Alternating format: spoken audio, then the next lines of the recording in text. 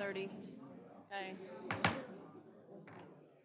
Good evening. I'd like to call to order the Genoa Township Board of Trustees meeting. This is a zoning meeting.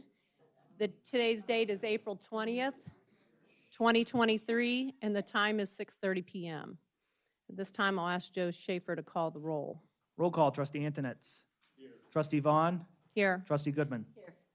Okay. Also present, we have Joe Schaefer, Director of Development and Zoning, Paul Benson, the Deputy Zoning Inspector, and Peter Griggs of Brocious Johnson and Griggs.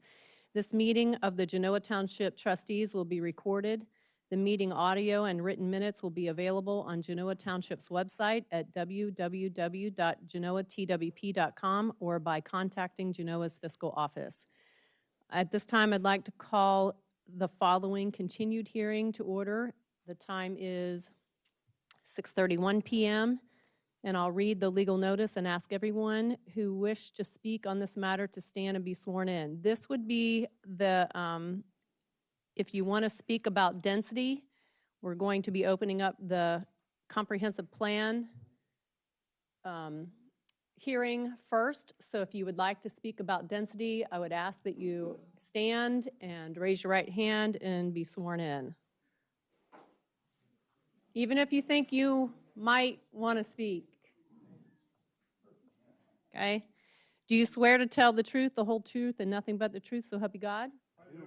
Thank you. You can be seated. Genoa Township Zoning Commission initiated the Comprehensive Plan Amendment ZC 2023-02 to the January 7th, 2019 revision of the 2016 Genoa Township Comprehensive Plan to update land use and density recommendations in designated planning areas, Chapter 4, and the Comprehensive Plan Map, deleted outdated text in Chapter 5, and updated actions which have been completed since the previous plan, Chapter 5, continued from March 21st, 2023. The following were marked as Exhibits A through I. Exhibit A, legal notice. Exhibit B, affidavit of advertisement. Exhibit C, sign-in sheet. Exhibit D, comprehensive plan amendment dated February 27th, 2023. Exhibit E, DCRPC recommendation made February 23rd, 2023. Exhibit F, trustee acknowledgement of the Zoning Commission's recommendation made on March 2nd, 2023. Exhibit G, staff PowerPoint presentation. Exhibit H, staff memo dated March 21st, 2023. Exhibit I, all public comments received between January 17th, 2023 and April 20th, 2023. At this time, I'll turn it over to Joe Schaefer to, on behalf of the Genoa Township Development and Zoning Department, and his presented amendment. Thank you, Chairwoman Vaughn. So I have prepared a PowerPoint presentation this evening. I'm sorry, I'll try to make sure I talk to the microphone very closely. So this is roughly the same presentation I gave the Zoning Commission several months ago, just with some minor tweaks to it. I'll save us all. I know a lot of us have lived through the build up to this already. I'll make sure I don't try to read every slide to you. So there's going to be a lot of information you'll see on the slides I'm not necessarily going to cover, but it will be on the screen for everyone in the room to see, and obviously this is a public record. For anyone who wants a copy of it, can get a copy of it, and it's been it will be posted on the website if it's not there already. So without further ado, let's jump in. Let's see if my clicker would help if I turn it on. There we go. So I think the board's pretty familiar with the directive and expectations, since the board is the one who set them after the Hoover watershed overlay was adopted last year. As you recall, the board wanted the Zoning Commission to relook at the density issue, specifically in the planned residential areas, to establish consistency between the comp plan and the zoning resolution, to address ongoing concerns we've heard from the community, making sure we're putting in numbers or whatever solutions we develop were legal and defensible, and you had set a deadline for the commission of April 1st, 2023 to get that done. So I'm going to skip going through all this, but again, if anyone gets a copy, these are, I know for those of us sitting at the front of the room here, a lot of these terms we know very well, but a lot of people are here hearing about zoning for the first time, planning for the first time. Some of these terms may not be as familiar to them. So for anyone reading this PowerPoint presentation, the next few slides are just a lot of the common terms we use in zoning you'll hear throughout the conversation this evening. I am going to highlight a couple definitions, and that is one, net developable acre. And so we measure tracts in our plan developments based on net developable acreage.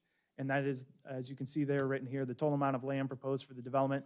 And we subtract 15% or so out of the total tract size when we start talking density, because we don't give density credit for portions of the land because we know it's going to be things that are never going to be houses, stormwater ponds, roads, infrastructure, what have you. So they don't get credit for those areas when they calculate density.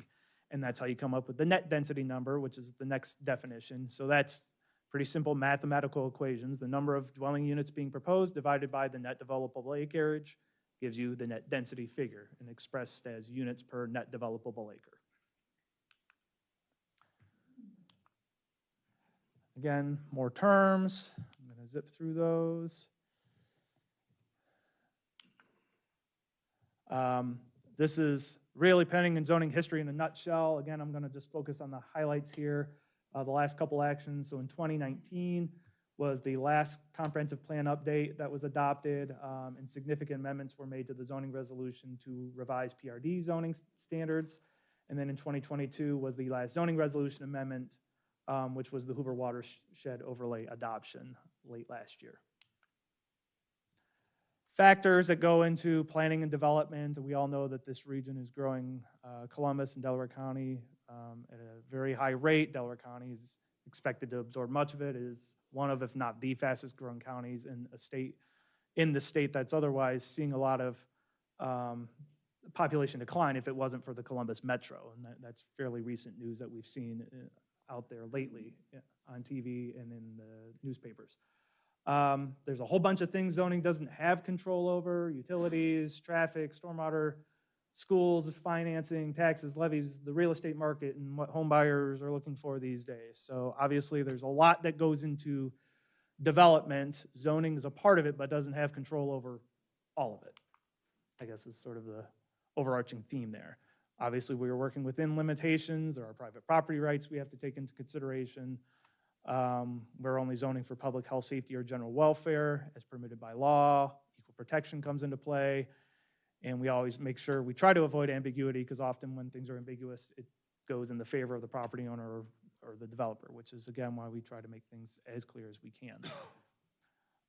As we've learned before, when a comprehensive plan and zoning resolution conflict with one another, the zoning resolution generally prevails because it's the law, it's recognized by statute. And Pete, when I talk about statute, if I say anything wrong, is going to pinch me or jump in and correct me.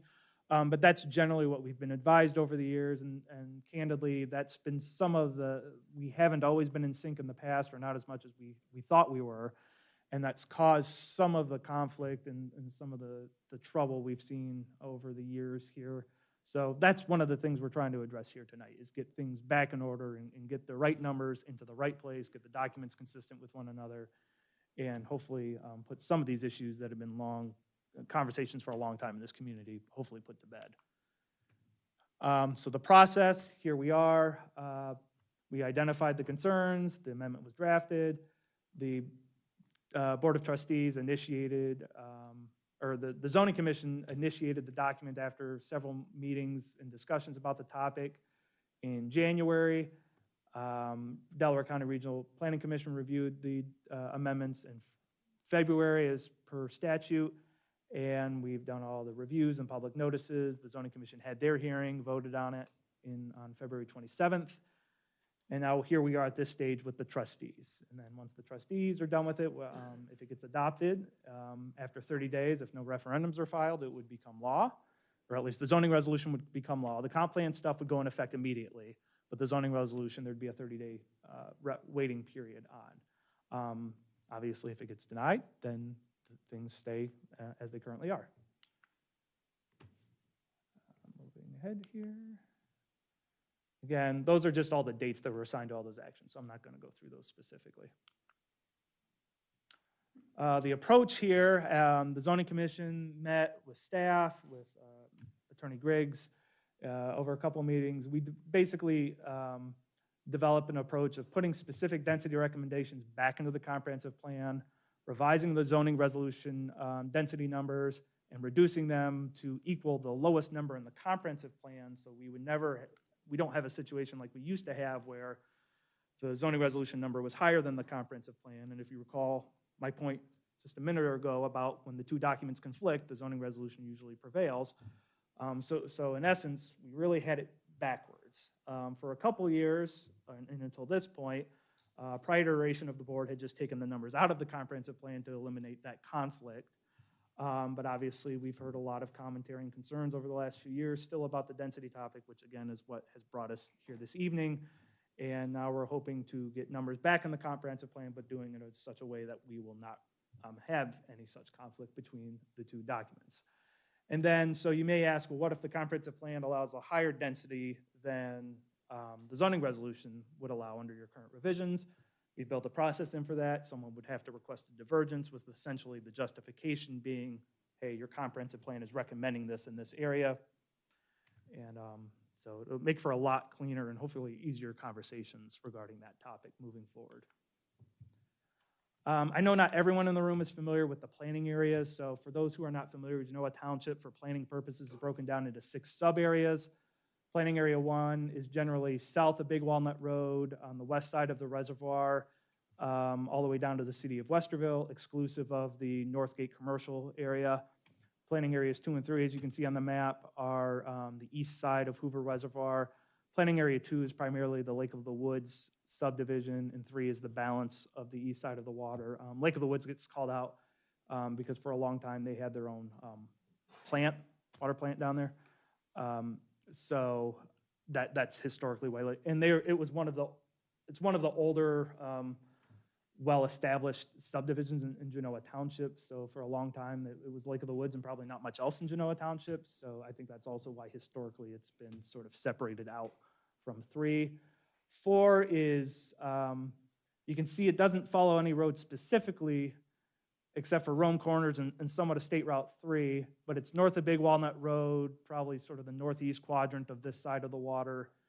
Vinmar Farms, Vinmar Village, Genoa Baptist Church, Sharmar Park, Oxbow, Tussock area.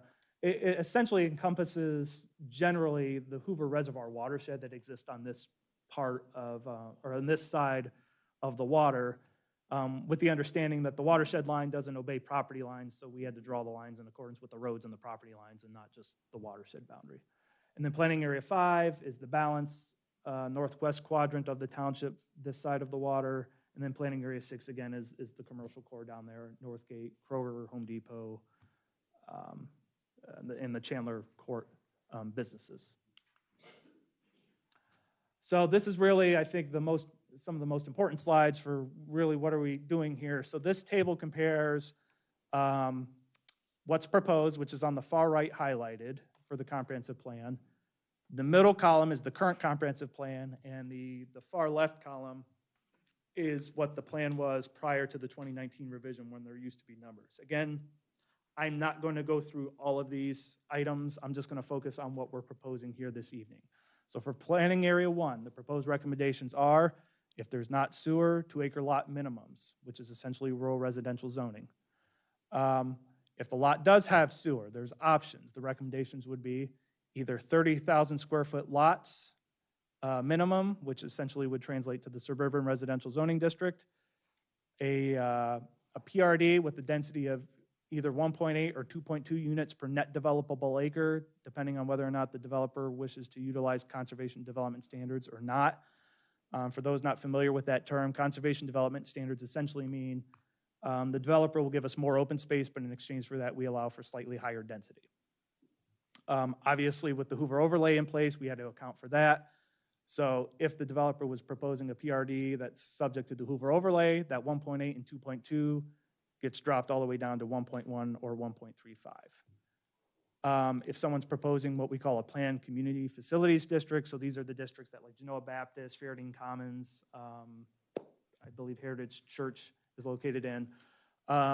Technically, that district does allow for certain residential type uses, typically more like senior housing in terms of like retirement homes.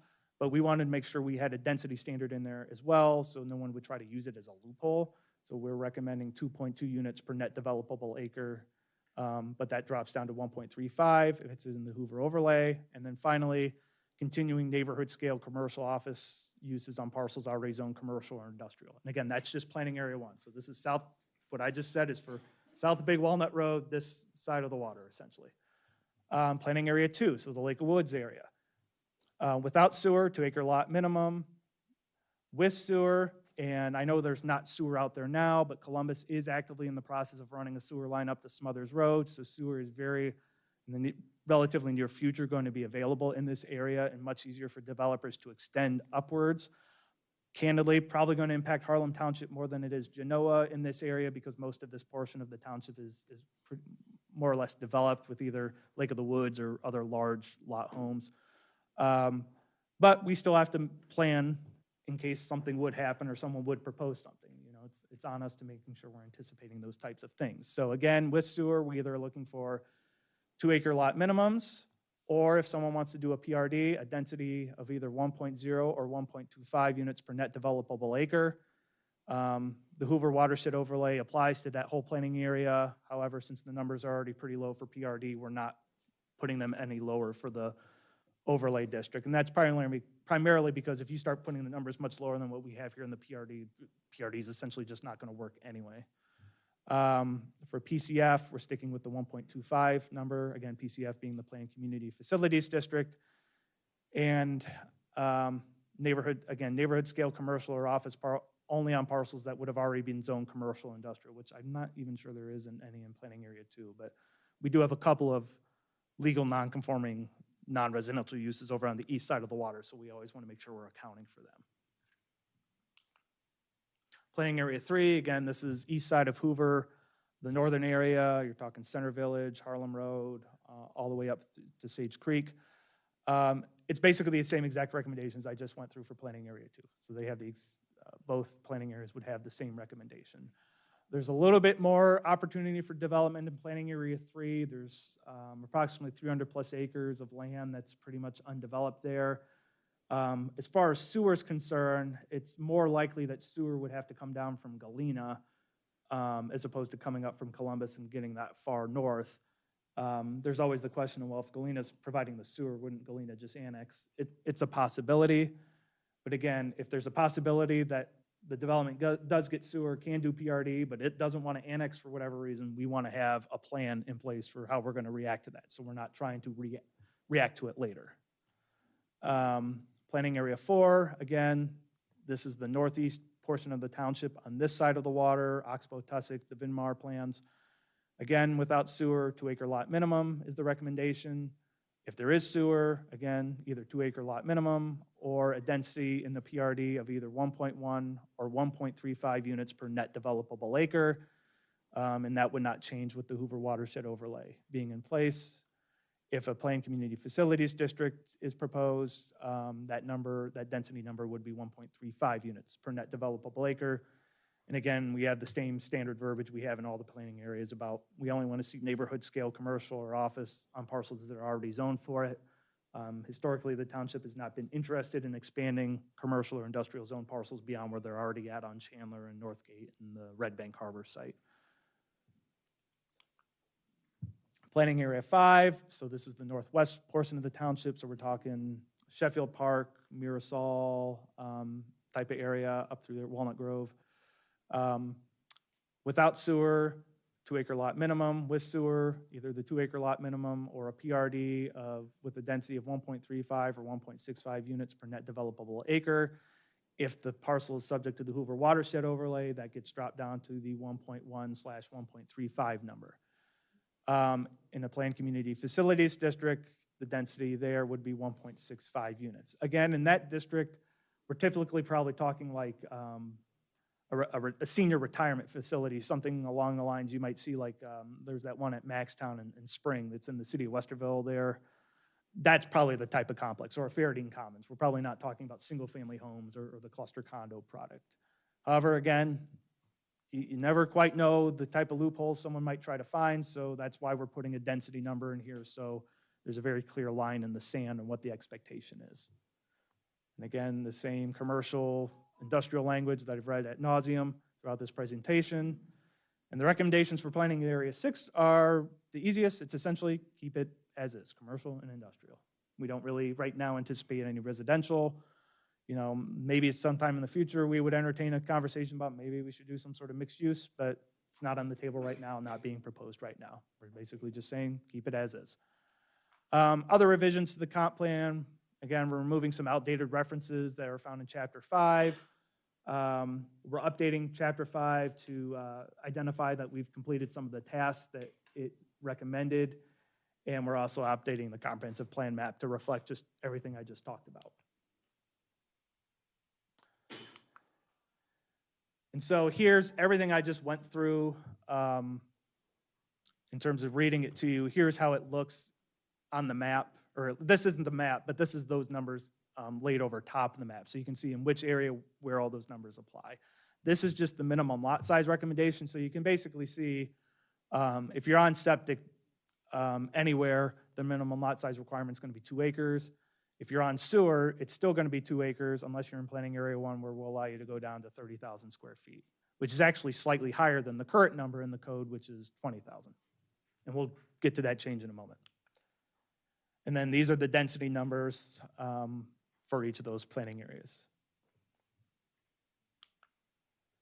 So if the chair doesn't mind, I'm also going to jump into the zoning resolution portion of this because they're very related to one another. So the community can understand how what we're doing in the comp plan is then going to be reflected and implemented and administered in the zoning resolution. So here again, you have the same table showing what currently is in the code and what we're proposing. So the top table compares lot sizes or minimum lot size requirements in the code for all applicable zoning districts. So you can see the only one we're changing is the suburban residential district, or proposed to change. It's currently at 20,000 square feet. It would be increased to 30,000 square feet to mirror the recommendation that's being proposed in the comp plan. Down below in that other table, you can see highlighted in yellow each of the plan districts that are being impacted by the recommendations in the comp plan. So for PRD, the current numbers in the zoning resolution are 1.8 or 2.2, depending on whether or not you're using conservation development standards. Under the new comprehensive plan recommendation, we would be lowering those numbers all the way down to 1.0 or 1.25. And again, that's under the basis of you don't want the number in the zoning resolution to be higher than any of the numbers in the comprehensive plan, because if a developer comes in, they're going to point to that number in the zoning resolution and say that's what they're entitled to. So we're going to, by this tactic, we're removing that argument entirely. And then we'll use the comprehensive plan essentially as a guide that if someone wants to go higher, that's going to have to be the justification that it's consistent with the comp plan. For the Hoover watershed overlay, its current densities are 1.1 or 1.35. With this proposed amendment, we're actually taking, the watershed overlay is remaining because the zoning commission and had a really good discussion. We all sort of decided we did a lot of good stuff in that Hoover watershed overlay. We like a lot of the stuff about the setbacks and the use controls and a lot of the stuff we put in there. So we don't want to throw that all away. But the need for the density is redundant now because the PRD numbers are coming so far down. And the comprehensive plan is also providing recommendations for the Hoover watershed overlay. So basically what we're doing now in the Hoover watershed overlay regarding density is it's just deferring to whatever the base district, or not base district, but whatever zoning district is being asked for. So if someone is asking for PRD, the density number is going to be subject to the PRD, even if it's in the Hoover watershed overlay. And then planned community facilities, it currently had no density maximums whatsoever, which I thought was a pretty big loophole. So that's why we're putting a number in here. It's going to be 1. Again, it's the same theory as PRD. You put in the absolute lowest number from the comprehensive plan, knowing that someone can go higher if they ask for a divergence that's consistent with the comp plan. We are making some other revisions to the zoning resolution that are probably not nearly as interesting to most people.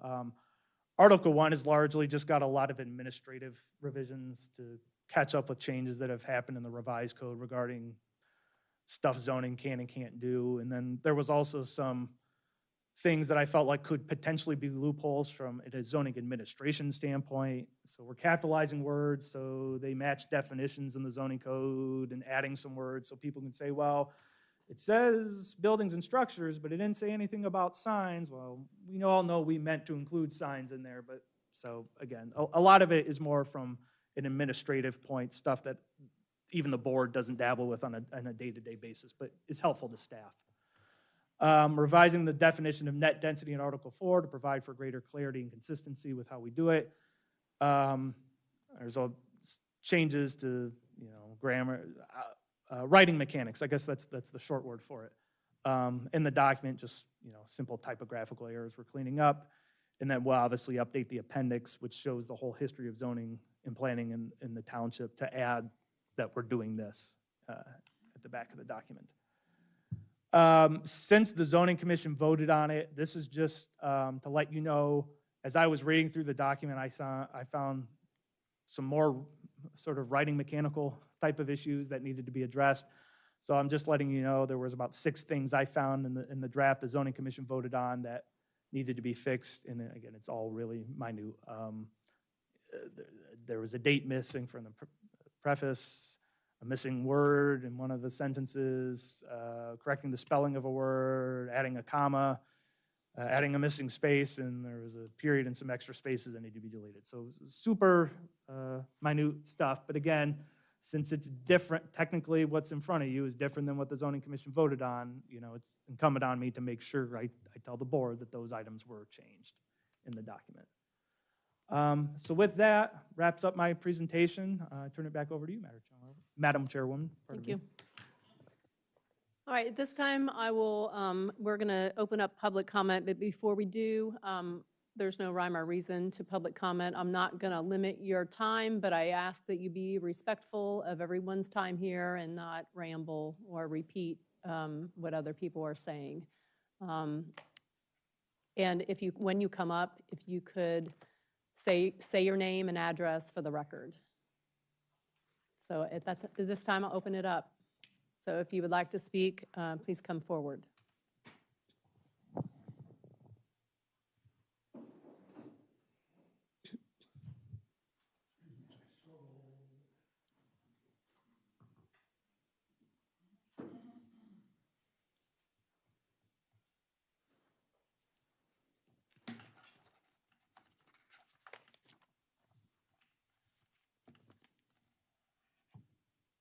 I want to thank you for giving me the opportunity to express my opinion. Name and address for the record before I'll you give it start. to you. Okay, thank you. Chuck Janke, Janki, 6762 Mahogany Drive, Thank you. Galena. Property zoning is an extremely important undertaking. Decisions have profound long-term implications and cannot be taken lightly. We know that we have the thoughts and wants of our forefathers in what we have today. They have served us well. We have invested in this community because the current zoning rules are within the scope of our model. Changes are presented by special interest groups that are not vested in our community for the long term. Once changes have been achieve what they want, they move on. They don't live with the results. They are not our neighbors. I'm going to say that again. These people are not our neighbors. They have achieved their goal and leave us with their mistakes. These changes cannot be reversed. Once you go to high-density development, you're stuck with it forever. Just take a look at Lewis Center. They got a mess down there. High density leads to many undesired and sometimes unintended consequences. Cookie cutter housing, government influence, higher crime, more pollution, increased auto traffic, increased school and social support, more tax revenue. That's a big push behind this interest. Bigger government. You know the scenario. I don't have to tell it to you. Board, please don't betray the good, hard-working taxpayers of this township. Please consider your decision carefully. Those here today have invested in Genoa for the long term. They've invested. We are the ones that will be living with your decision. Join us in keeping the community a beautiful place to call home, a strong and vibrant community. Thank you very much. Thank you.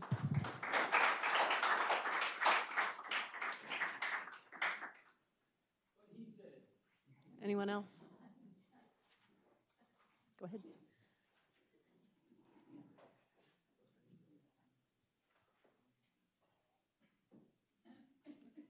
Todd Walko, Rome Corners Road, 4054 Rome Corners Road.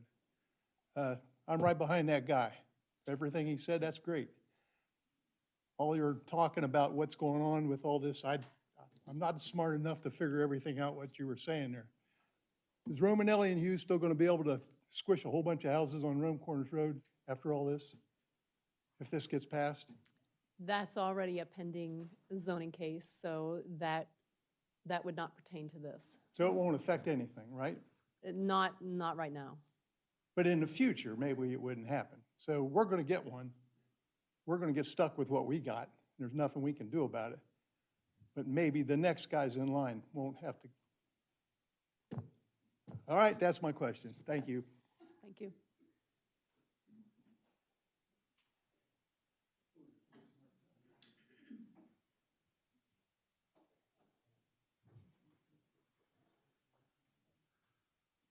Gary Scheidecker, 4881 Tussock Street. I agree with everything he said. Ditto. Thank you. Anyone else?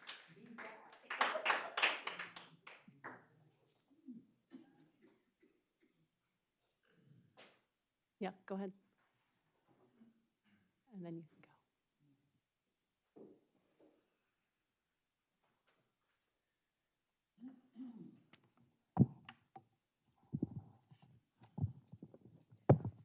My name is John Lutzy. I live on Naya Court and in Give us Galena. your street, your numbers. 5090 Naya Thank you. Court.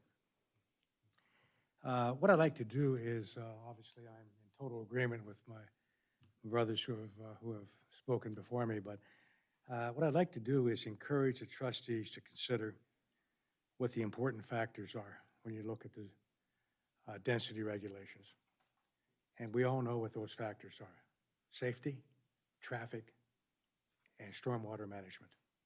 Those are the issues that we deal with today because of, I'm not saying bad decisions, but 10, 20 years ago, they didn't know what we know today as far as the growth of the area and the water moving north to south.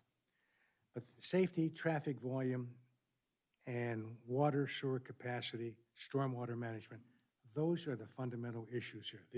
Those are the things that these regulations, as far as the density regulations, are going to have a significant impact on. Mr. Schaefer pointed out that the township has limited control over traffic. Ohio Department of Transportation and Delaware control Big Walnut and State Route 3. And what they do, they do. I know for a fact, I read it, that the Ohio DOT does not have any plans on widening State Route 3 in the next 20 years. It's not in their 20-year plan. And that's a concern because Intel is coming. It's not a if situation with Intel. It's a when. 3, 4, 5 years, they'll be here. And the commuters who will be working there, they're going to hire 10,000 people. And the people who work there will be traveling across Big Walnut, okay, to get to New Albany. That's the best way to get there.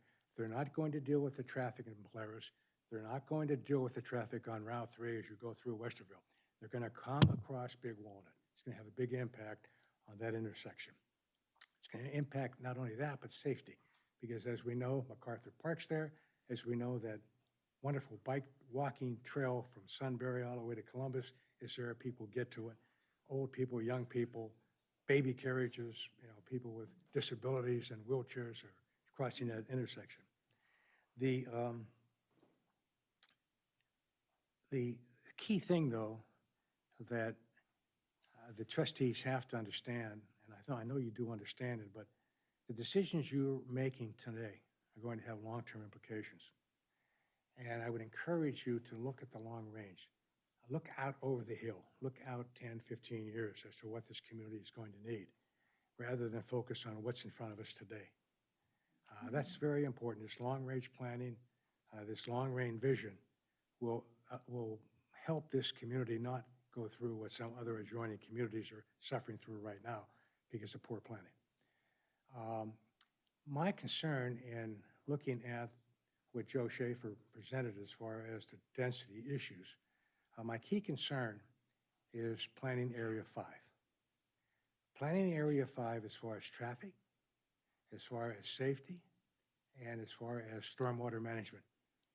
It's in the eye of the hurricane. I mean, we have all of those issues that we deal with. At previous meetings, I shared pictures of what properties have to deal with in Walnut Grove, as far as water in the backyard, flooding in the backyard. I know you've seen those pictures. And there's no question that a lot of water is moving from the north in our direction. And planning Area 5 is the area that we've got to focus on because it's been developed very well so far. And we can't ruin that. We've got to keep the momentum positive there. We've got to keep that development. We've got to keep planning Area 5 a pleasant place for families to raise their children. And 1.35 is a sensible number for planning Area 5. This range, I'm not in favor of this range of 1.35 to 1.65. We need a hard, fast number. And I think 1.35, what it used to be, I think that's the right number. The developers who built there paid attention to that number, and they met that number. But even though they met that number, the stormwater management plan, for example, for Walnut Grove, it's at capacity. We can't take any more water, as evidenced by the pictures I shared with the trustees prior to that. We can't take any more. There's nowhere for it to go. I mean, I had prior experience in dealing with water management in a community where I was the chair of the ARB board, big community, gated community in Chapel Hill, North Carolina. And we had consulting firms come in, and what we learned is that for every inch of rain that comes down on a roof that's 1,800 square feet, produces 1,000 gallons of water. So you get a development with 50 homes in it. It's 50,000 gallons of water, 1 inch of rain.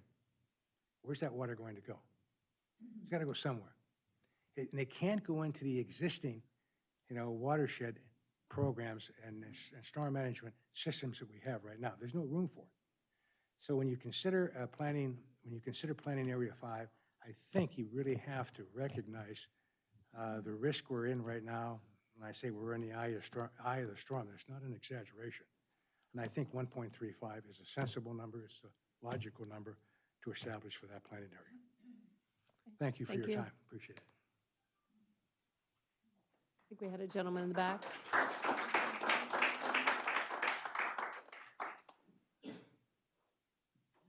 Hold on, we get.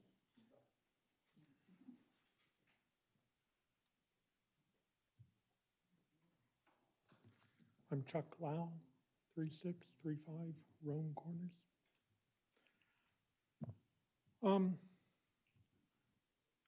Everybody's concern is the density. And I was doing some research about the planning survey that was done in 2015. And several of the questions, I was going to give you some numbers, just what the voters had said. To question 13, 74.9% favored stricter enforcement of the zoning code and/or more carefully managing it. Question 19, 73.5 favored larger lot sizes. Question 20 was dealing with condos north of the Big Walnut Road, and 52.6% opposed it. And then question 22, 64.3% of the people opposed allowing townhouses to be built or housing to be built closer together when the developers traded it for green space.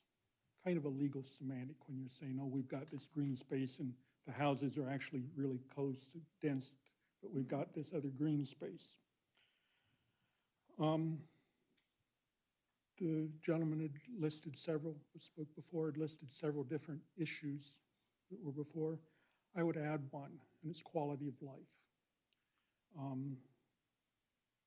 You start, if everybody here had wanted to live in Westerville or Worthington, they would have bought there. They wouldn't have lived in Genoa Township.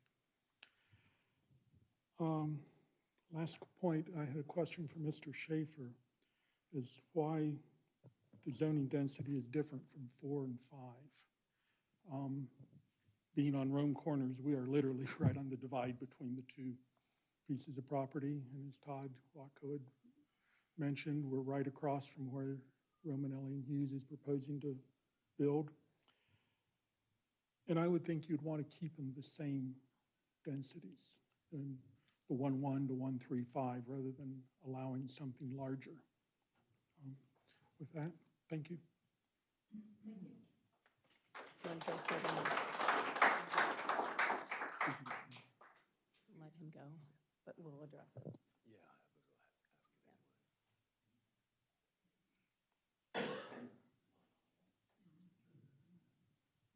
My name's Clint Warner, 5920 Plum Road. And I'm kind of here for the Romanelli thing too. The problem is they're already under the old law. Okay, they can do that because they come in and talk to you guys with no meeting or anything and say, put us down. Before you change this, which you guys knew you were going to change, you know, the comp plan, but if you sign up before this date, this won't, you know, it won't affect you. And that happens behind all our backs, okay? We can't come in and have our own meeting when we want to, but the developers can. And then they tweak it. They say, well, how about this and how about that? Just like the Romanelli now, there's watershed that goes to their properties. But they signed up before that. We weren't notified that they were wheeling and dealing to get in under the comprehensive plan that was getting ready to change. So that's like taking a knife in the back, is what that is. In the Area 5, which I live in too, I gave it to the zoning board, an aerial photo from Africa Road all the way to Hoover Dam, from Dustin to Lewis Center. There's not one house that's on less than an acre. Not one. And now you're going to take these 10,000 square foot lots and drop them in with everybody that owns 2, 3, 5, 15 acres. Here's their lot. And then the green space that they're going to give you. That's just a place for the geese to shit. Okay? They build the retention ponds. It's cut grass. No animals live on cut grass. So the green spaces, I'm sure you've heard it, the goose problem for everybody. Myself, I've got geese in my pond in my front yard. I just take a 12 gauge out there and I'm good. So, you know, but in this whole area, the thing is too, on Zone 5, Area 5, when that Romanelli property gets developed, there's no more property in the northwest corner of Genoa. You're going to be built out is what the deal is. And I always felt good because I was the outcast, the last house in Genoa Township. They didn't care what I did, you know. But that's the reality. This is it. And the problem is now they don't have to obey the new laws. Even though they haven't stuck a shovel in the ground, you guys aren't going to hold them to the new laws. And that's just wrong. Like I said, they can come in and Come on. and I'm talk sorry, to, I have to talk to get, people. hold on. Okay. We get a lot of complaints about people who, there are people listening live right now, and there are a lot of people who listen after the fact. And it is, I've done it because I listen to zoning commission meetings. It's impossible to hear the speaker when other people are talking in the background. So I'd appreciate, I understand you want to chit chat, but it's getting a little too much, that it's interfering with the audio. Go ahead, I'm sorry. Okay, so that's just, like I said, I don't know if you guys realize it, but that property, there's only going to be one left, and that's the Hale property that's next to 71 for one, and then it's got a huge power line going through it. Okay, so I imagine maybe they would want to put condos underneath the power line, you know, less expensive stuff. So who knows what's going to happen there. The other thing is, as I laid out, they're going to tear up so many trees over there. I did the overlay of where the trees are, where the roads and houses are going to be. 2/3 of what's there, the woods and wetlands, it's going to be tore up. They can't do it this year because they haven't cut the trees down before the Indiana backed. But I think a lot of us just feel that the developers get to come in at any time, so they know exactly what's going on. Hey, we're going to change the comprehensive plan, and we're going to change the zoning resolution, but if you sign up by April 12th, you're grandfathered in. So we're stuck, just like Mr. Waldo said. What are we supposed to do now? And another thing I think with the comp plans and stuff are the divergencies. They need to listen to what it says in the book. And if they don't want to do it that way, they want 10 divergencies, tell them go build someplace else. We're happy with it being vacant land. So I don't know, it's just too little, too late is what it seems like for Area 5 and different things. And the developers come in, and I've asked it at all the development meetings I've been to, the taxes, the revenue we're going to get by these houses is going to be great. And I ask every time, if it's so great and the revenue is so big, why do you raise my taxes all the time? That's the bottom. If they're bringing in all this new stuff, new money, well, let them pay for the damn thing. And there's a few states that I've been looking at because I'm getting ready to be 66, but there's Georgia, South Carolina, some of those states. When you turn 62 years old, you're exempt from paying school taxes.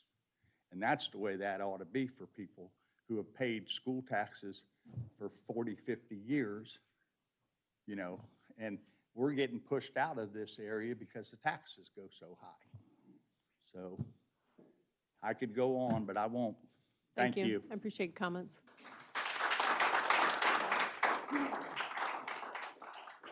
Anyone else, public comment?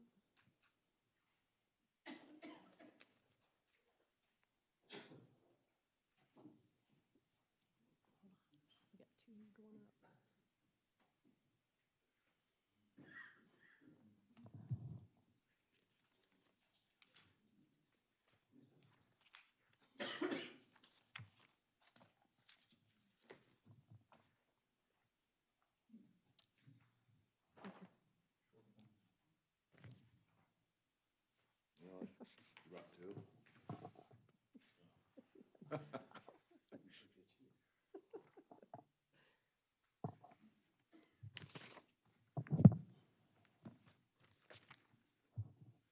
My name's Frank D'Antonio. Oh, can you, yeah, in your name and address?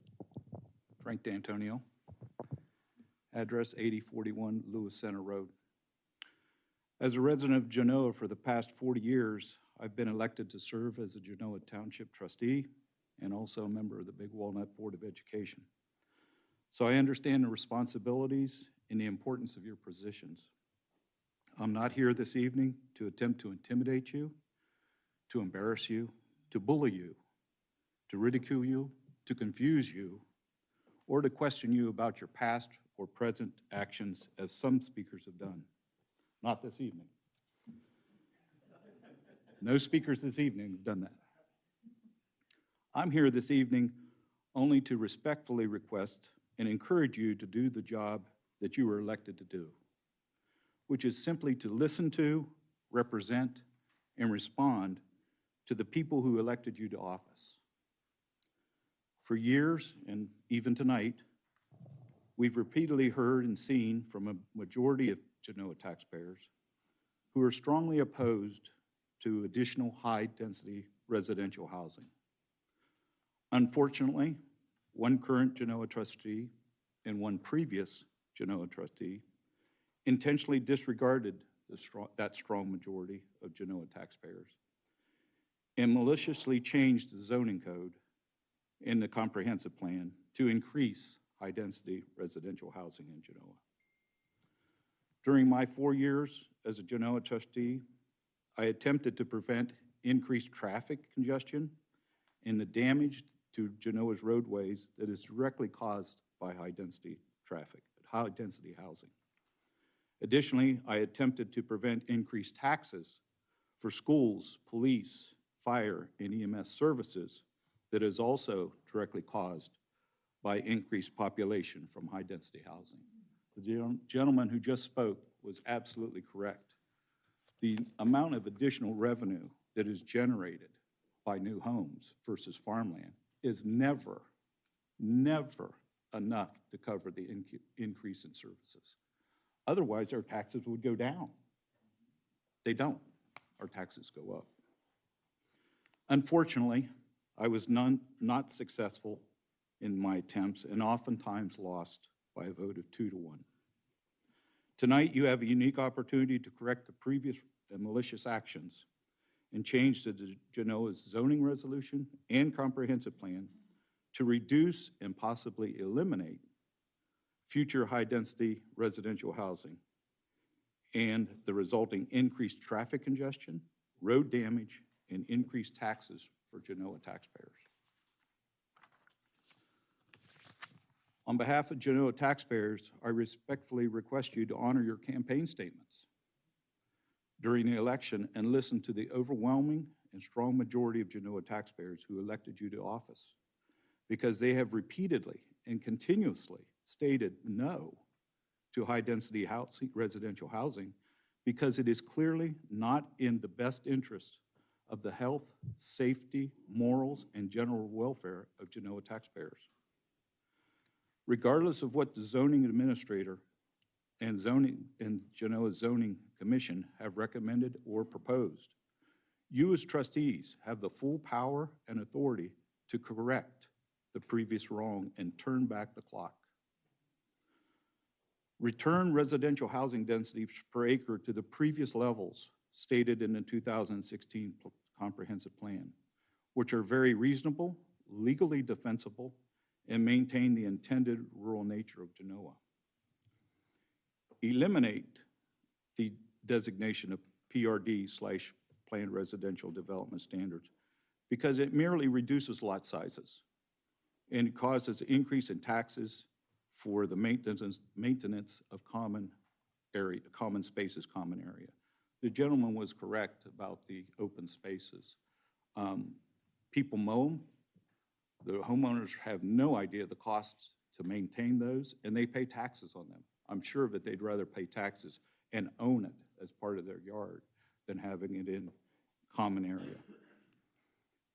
In the future, I'm optimistic and hopeful the trustees will vote to enact additional legislation to combine and dovetail Genoa's comprehensive plan and zoning plan into a single, easy-to-read, easy-to-understand document that is in sync with each other and in agreement with Genoa taxpayers.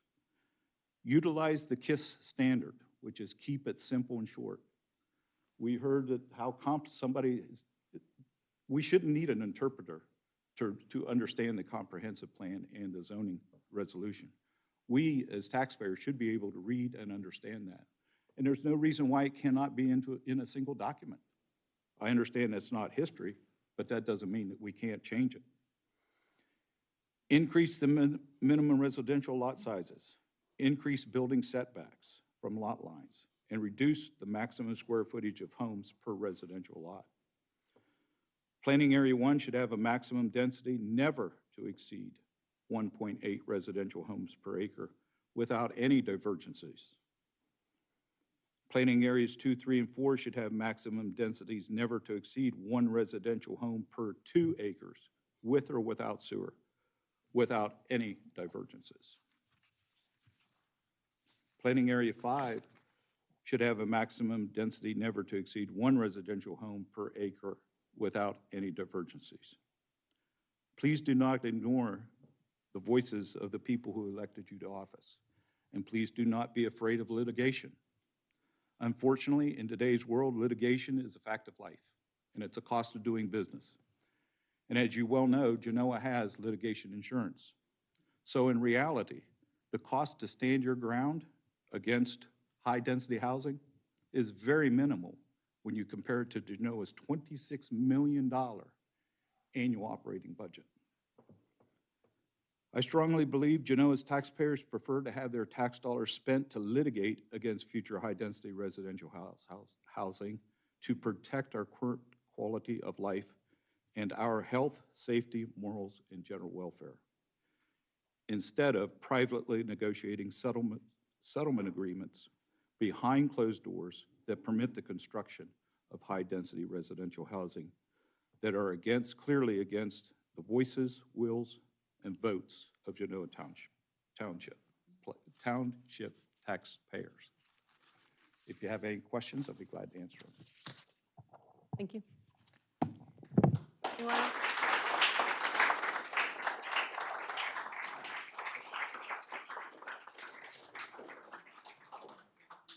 Anyone else wanting to speak? Yeah, go ahead.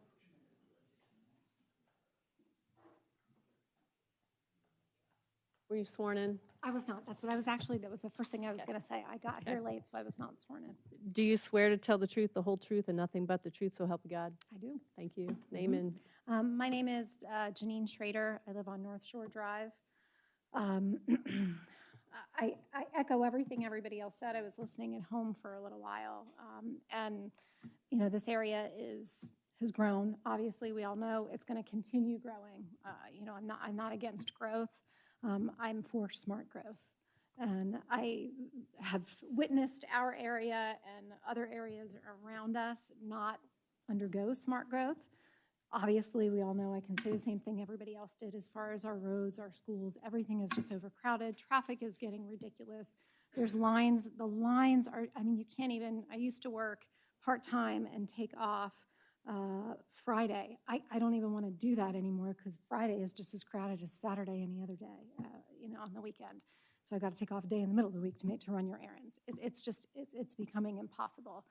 Last year, I had the privilege after COVID to do another community need and business need of my own at that point and start my own mental health practice. I started my own mental health practice. I cannot tell you the amount of people that I am turning away because there just simply is not enough resources in the community for the amount of people that are here. More people are obviously having to drive longer, further away for support services, which is fine, but I just don't feel like it's doing the people of this area any help, any services to just invite a lot of more people in.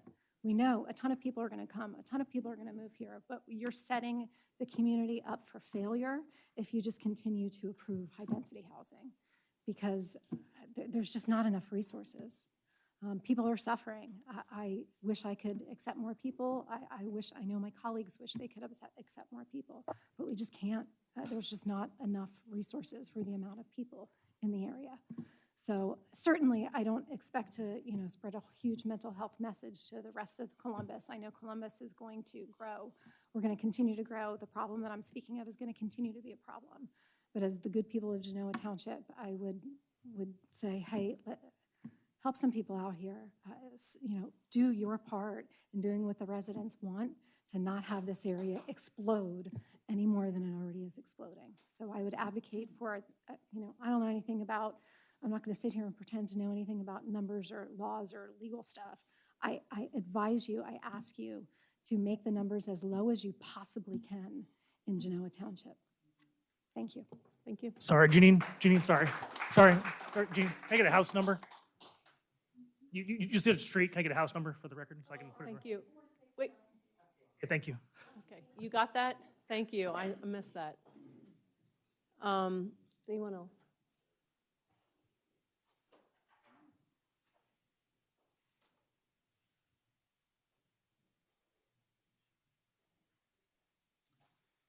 Randy Rocky, 7503 Linder Way.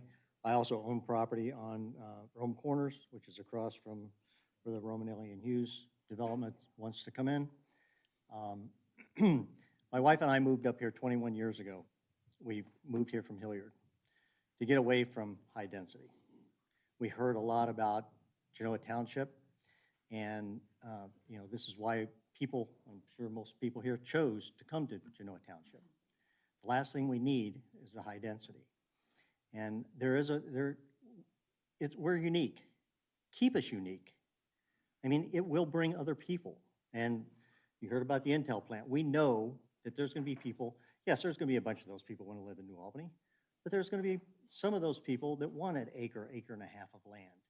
And a commute out in the country is pretty, I would think they would like that rather than driving in through New Albany and fighting the traffic and all that kind of stuff. But my question is, I heard Todd ask you the question, and why is the Romanelli and Hughes, I mean, I like the plan that you've got, but it's not gonna affect us, correct?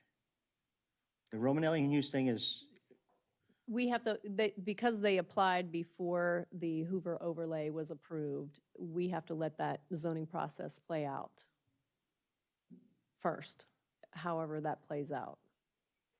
so what's the next step in that?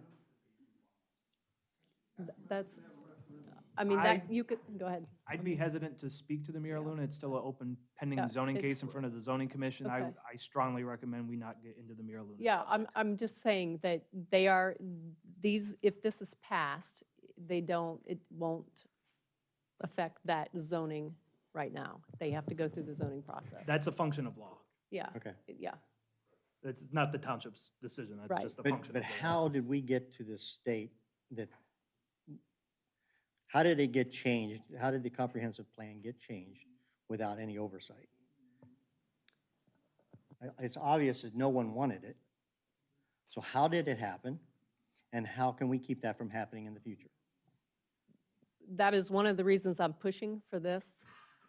It was one of the reasons I ran for office, because I saw what happened. I did not agree with it, and that was, that's why I'm here.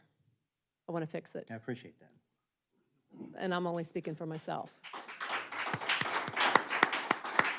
Thank you. I can't undo what was done. I can't take back. I wish this could have happened earlier, but it is what it is. It's as soon as I could get it done. Thank you. Listen, no, listen. Please, I'm going to ask that you be respectful. Hello, Mike Keller, 6788 Fleur Drive.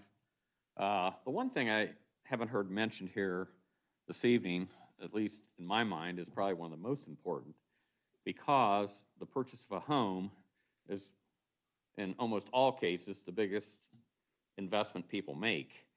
When I moved here, and when everybody else, I won't say everybody, but and I'm talking about Area 5 now, was 1.35. I'm not sure that whatever happened in the past, I'm not going to go there, but I don't think they were looking out for the residents of our community, because, you know, when people moved into a subdivision, say, they saw what it was, they knew what it was, whether they even knew it was 1.35, by looking at it, they knew the way the houses were. They invested, whether it would be $300,000 to $1 million in their homes. And I just don't think it's fair that after these people are here, then all of a sudden it gets changed that will directly affect their ability to live in the community. They thought it was that way. They were told it was that way. It just seems totally unfair. We do know from the referendum to the last couple of votes that the density issue by all, I don't say all, I'll say most residents of this community prefer the lower density. It's shown out on all the voting that was done. I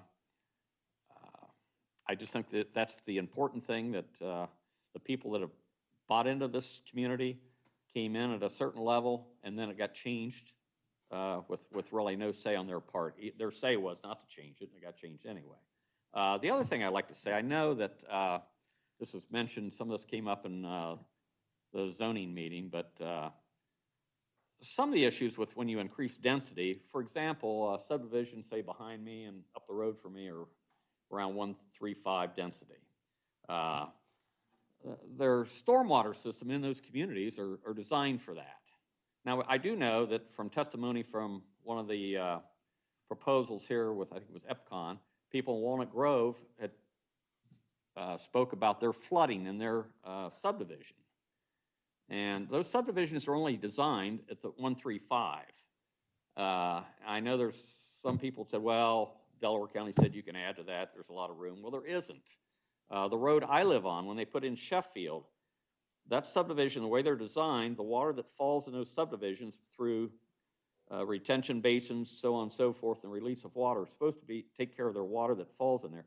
I live on a street that gets flooded from Sheffield right now that was designed that way. I assume that there's more water getting in there. Maybe it's higher density. I don't know where it's coming from. So these subdivisions that are already in place all over the township, it's almost built out. The storm water systems in all those subdivisions are designed for the density that's there. So when you put a density higher than that, much higher than that right next to it, that's going to tax the system. It just isn't going to work. And we could go on and on about the traffic situation. I know every time there's a proposal, Delaware County comes in and says the traffic's going to be fine. Well, we all know that's not the case. I don't know. I mean, all I'm saying is I think they should change the way maybe they do the traffic study, because we know, I mean, my next proposal here is to put a light at my street, because I can't even get out now. There's so much traffic coming down. We know that the traffic is an issue. Again, I would like to see at least Area 5 at 135 the way that it was, the way everybody was told it was when we moved here. It seemed to work that way. Developers seem to be okay with developing in that area for that. I can only think of one case where one didn't, but most developers can work with that. So it's not like we're just putting those guys out. They've been able to work with it. Shouldn't be an issue. 135, I think, is the way to go on that area. Thank you. Thank you. Anyone else for public comment?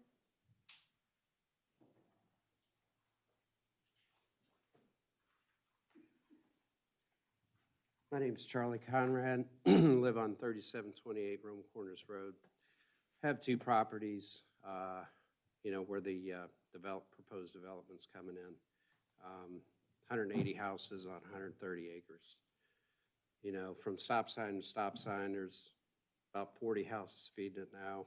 We're gonna put another 180 there. It's just crazy. It seems like, to me, I've been to a lot of these meetings, it almost seems like the developers rule, we don't, the people. Seems like scared of getting sued, so we want to increase the densities. It just doesn't make sense to me. It's not why I moved out here. It's not why any of us moved out here. I'd just like to see the density reevaluated, not approved at these high levels, because it just doesn't fit our community. Just flat doesn't. I don't think you'll get anybody that wants it, so. But we'll do the dog and pony show as long as we need to. And stand up here and voice our opinions for whatever good it does. Thank you. Thank you.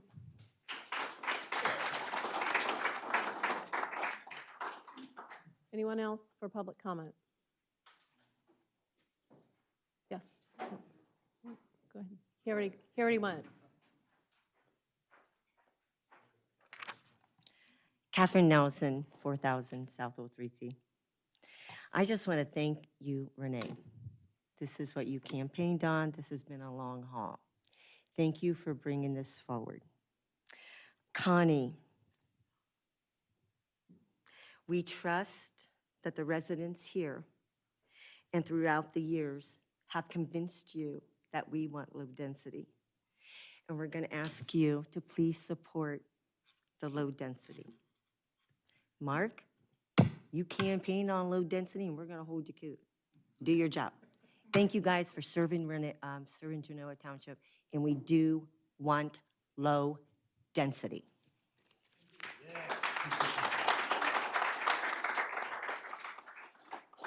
Anyone else for public comment? I'd just like to make an additional comment. I'm gonna, there's somebody in the back who hasn't spoken yet. I'll ask you to make it quick because you already spoke once. Yep, real quick.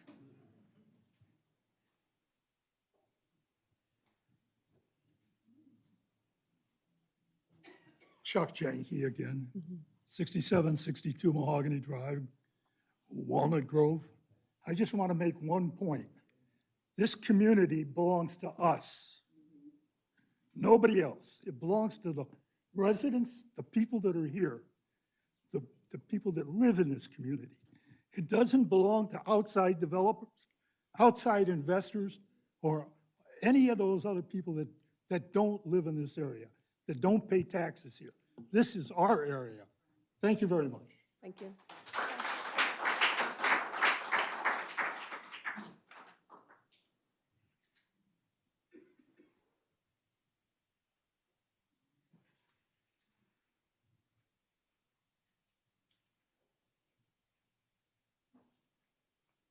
Lynn Cotlin, 4881 Tussock Street Road. And I am the wife of Gary Scheidegger, who was up here and said ditto to what that guy said. In the beginning of the meeting, you had asked us to come forward with our concerns, with our questions, and also our opinions. The property that we own, 5 acres, is directly next to the development that is being actually in progress right now, and we own the largest property line.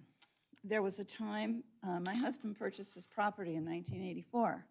There were a lot of trees on the property that really gave the property a lot of privacy, just a lot of welcoming, just the country that, you know, he lived in the country.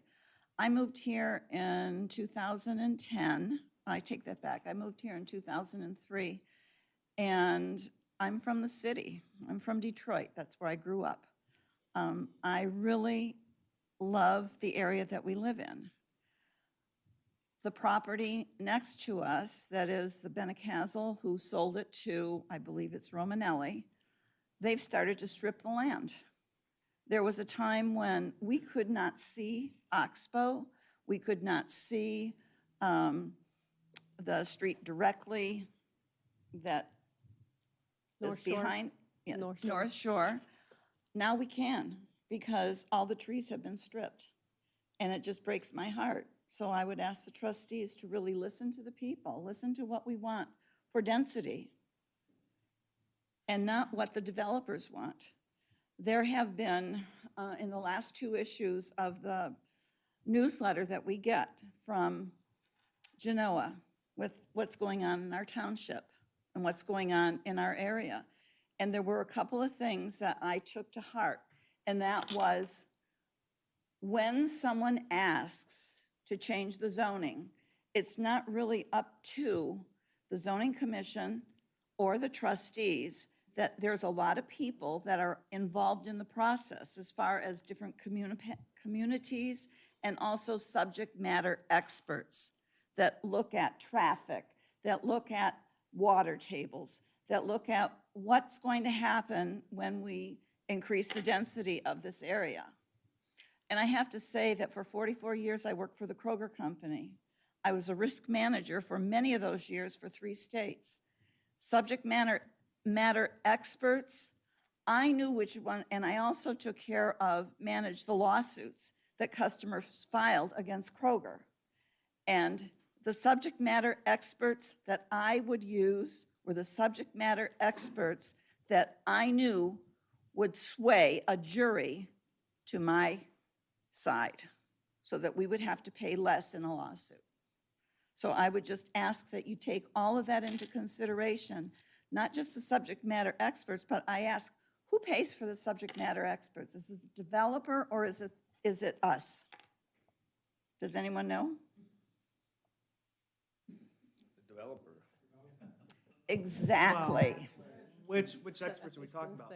I'm talking about any subject matter experts that are entertained when a developer wants to. Who is reviewing the traffic studies and the stormwater? Those are all public county officials.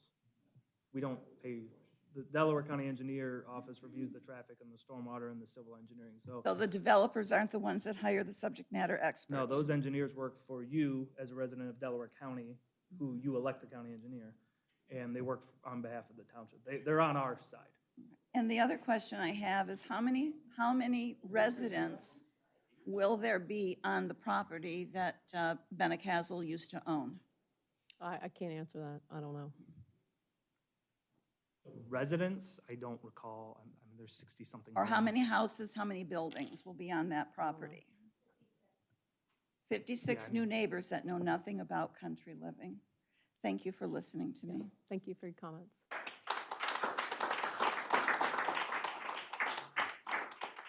Anybody else for public comment? Okay, going once, twice, okay, I'm going to close public comment. Joe, we had one question that was not answered, and that was, somebody asked the question, why are the numbers in planning area 4 and 5 different? Sure, so we'll have to give a slight history lesson on the township. So essentially, in the county, really.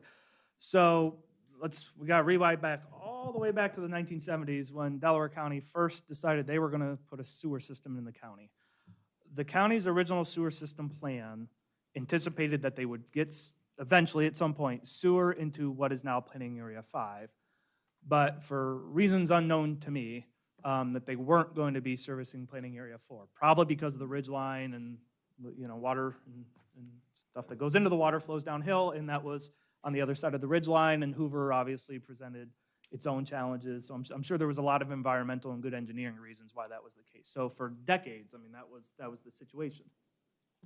So when the township put its plans together in the late 90s, and again, I wasn't here for any of that. I didn't even live in the area at the time, so I'm just going off of sort of what I've read and piecing together. I know there's probably people in the room here tonight who were there, and we've gotten communications from some of the individuals who were involved with that.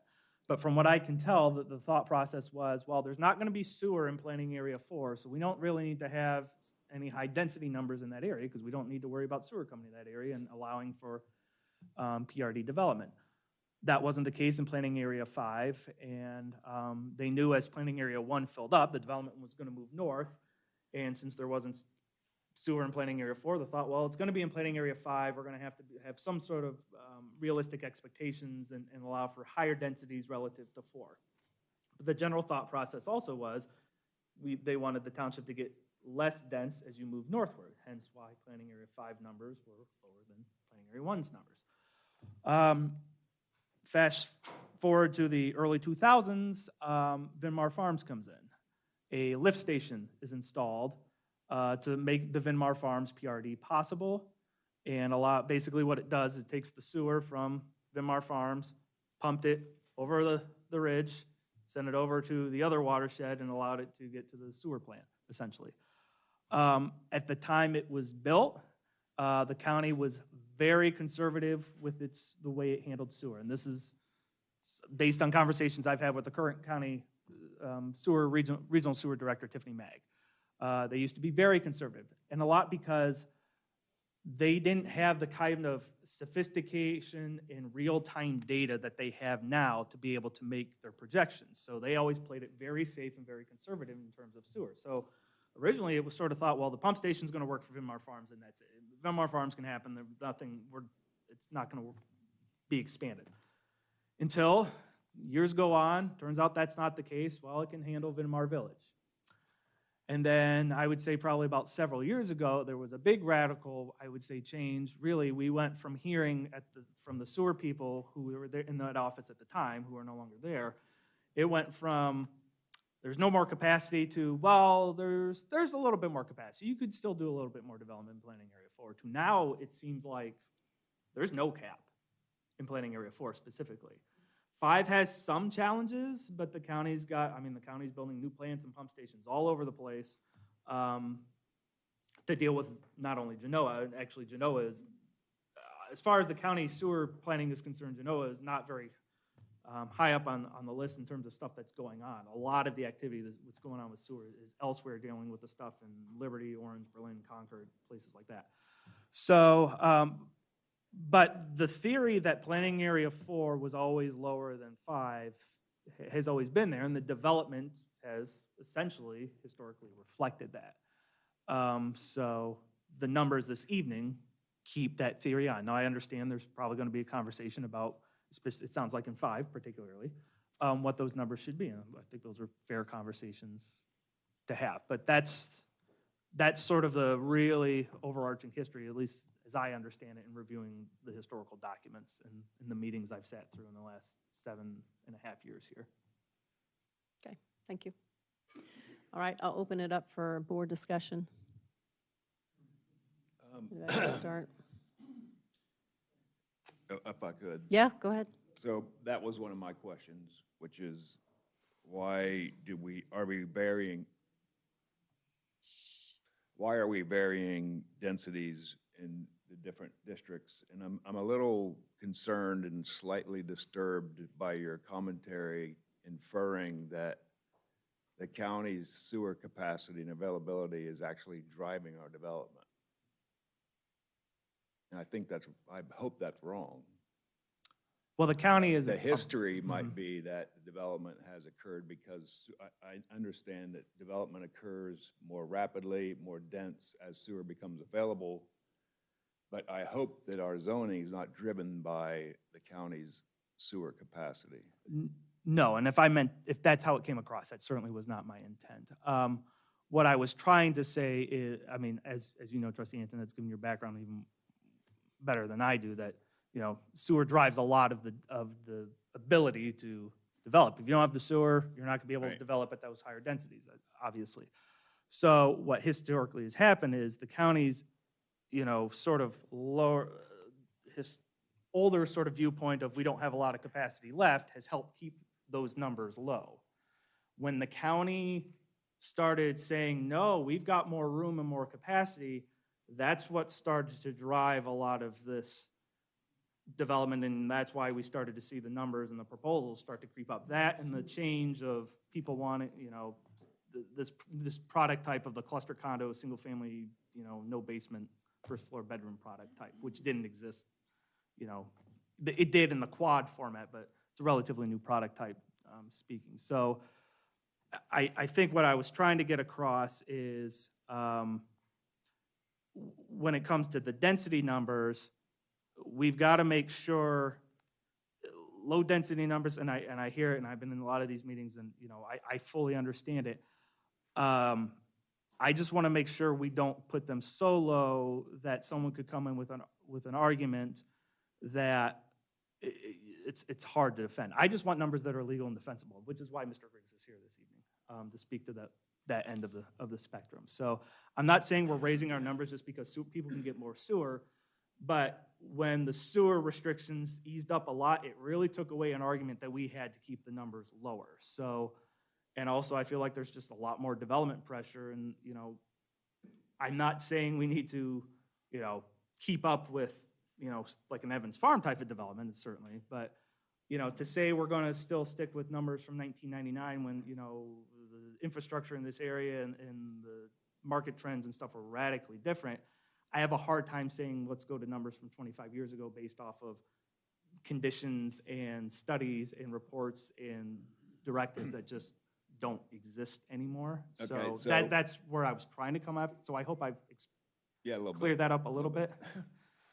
I guess I understand, and I'd ask Mr. Griggs to, if he could, address the concern about us lowering the density across the township. I don't understand why we would appear to be arbitrarily deciding districts and their density And it adds to the confusion, as we have obviously seen. It's adding a lot of confusion to the residents as why there's 1.35 and 1.8 and 1.1. And I would like to see it, I don't know what my fellow members think, but that just keeping it simple goes back to Mr. D'Antonio's comment, is keeping it simple, a number across the board, regardless of the location and district you're in. I'd like to get your opinion on. Yeah, I mean, yeah, so certainly, you know, you mentioned the word arbitrary, and that's always a concern from a legal perspective. And what is the rationale behind the regulation? And, you know that utilities drive development, and I think that's the density numbers that are out there now have reflected how that development has occurred. You know, with that said, one of the things that you're faced with is if centralized utilities are available, there is an argument that a density that goes too low would deprive a property owner of economically viable use of their property, a taking. So it's that constant balance and struggle that townships are faced with to kind of balance that taking with responsible growth. And I think that is what you struggle with. I think it's what a lot of growing townships struggle with, because there are court cases out there where townships have lost those issues. Now, you know, the difference between 1.65 and 1.35 and, you know, that level, you know, I can't tell you that if you drop it to 1.35 that someone wouldn't argue a taking or some other type of constitutional issue. I think you certainly have some reasons to look at that, and that's what the zoning commission did, and they spent a great deal of time, and kudos to them, because I think they did a really nice job of talking about all these issues. So there is not going to be, that's why I always say people who are accountants don't make good planners. They like black and white, and that's not zoning. And so that's the struggle. The struggle is a property owner basically coming in and saying that because the utilities are available, you have deprived me of all economically viable use of my property. Results in a taking, results in a court case. At the same time, you have residents who are voicing their concerns, and so you try to balance that, and that's at the end of the day that you guys are the decision makers. I can tell you the legal risks, but ultimately it comes down, these are all policy decisions that need to be made. Could I defend a 1.35? Yeah, I mean, I think you can, but what a court would decide, and we're not talking about Delaware County, we're talking about a federal court, because that's where it's going to land, and that's, you know, that's where these things have headed in the last 3 or 4 years, and you guys very well know that because, you know, you were there. So, you know, I can't give a bright line answer. I'd love to, but that's just not how it works. But that's the struggle. And you certainly have general welfare authority, which didn't actually exist prior to 2005. There was no general welfare zoning authority for townships. That law was changed. So that is something that would lend you the ability to maybe look at a lower density. So what would be more difficult for you to defend? The varying densities throughout the township, and I don't know how these zones were prescribed, But is that more challenging to defend than a straight zone number across the whole township? Across the board, I think is more difficult to defend. Okay. Which one? The different If zoning? you just Make it said, the whole town, if you just the- said The whole township has 1.2 one PRD density. Yeah, Then that's more difficult? I to- think so. Okay. I mean, the fact of the matter is, there isn't much left in one. You're right. So that number is You're right. not really significant. And then this goes for everybody. I think what I see in our long-term future, the biggest challenge is going to be what a developer attempted to do on Old 3C when he bought 3 or 4 ranch homes, mowed them all over, and then tried to put a big PRD in there. I was on the zoning commission when that application came in, and we turned it down. And now you've got a cul-de-sac with some significant size, high-end homes. So there is alternatives to doing this dense packing of homes. So, and as far as the, I'm going to editorialize here a little bit, but as far as the development on the east side of the reservoir, that, I don't foresee much development occurring there only because those are established homes on big lots. The only opportunity you're going to have for big development over there is, first of all, there has to be sanitary sewer. And the other is, it's the assemblage of single-family homes where they combine them all, tear them all down, and do a PRD. And right now, our PRD is 25 acres or more. You can't come in here and buy 3 homes, each on 5 acres, tear them down, and put a cul-de-sac and stick 25 homes on it. Our code does prevent that. So my long-term concern with this is more about that opportunity where people recognize that they can sell their ranch home that they bought in the 1960s for $100,000, and a big developer comes in and offers them $500,000, and he combines all those. That's what we need to be careful of. Frankly, there aren't very many more opportunities left in the township. The Romanelli Hughes one that's in now for application, obviously is a big concern of ours. I can tell you that we've had no discussions with Romanelli and Hughes about the timing of this and the timing of their application.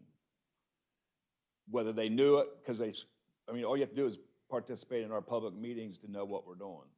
And our process has a formal process that we have to follow in adopting and changing our code. And unfortunately, we can't do it in one meeting with the flip of a coin. So we have to follow this process. And it has to be a public meeting, so any developer can find out that we're proposing this zoning change and quickly go out and start tying up property.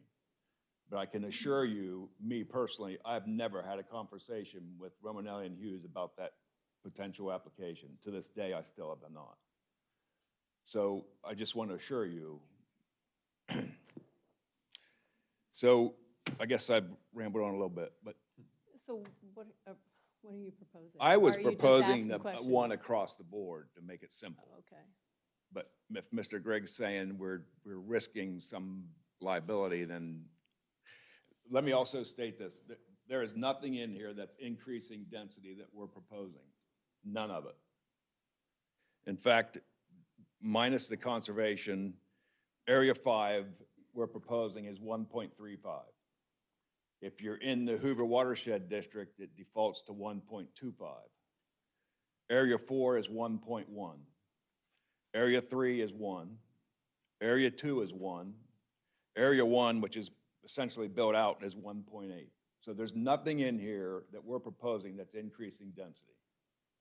I just want everyone to understand that.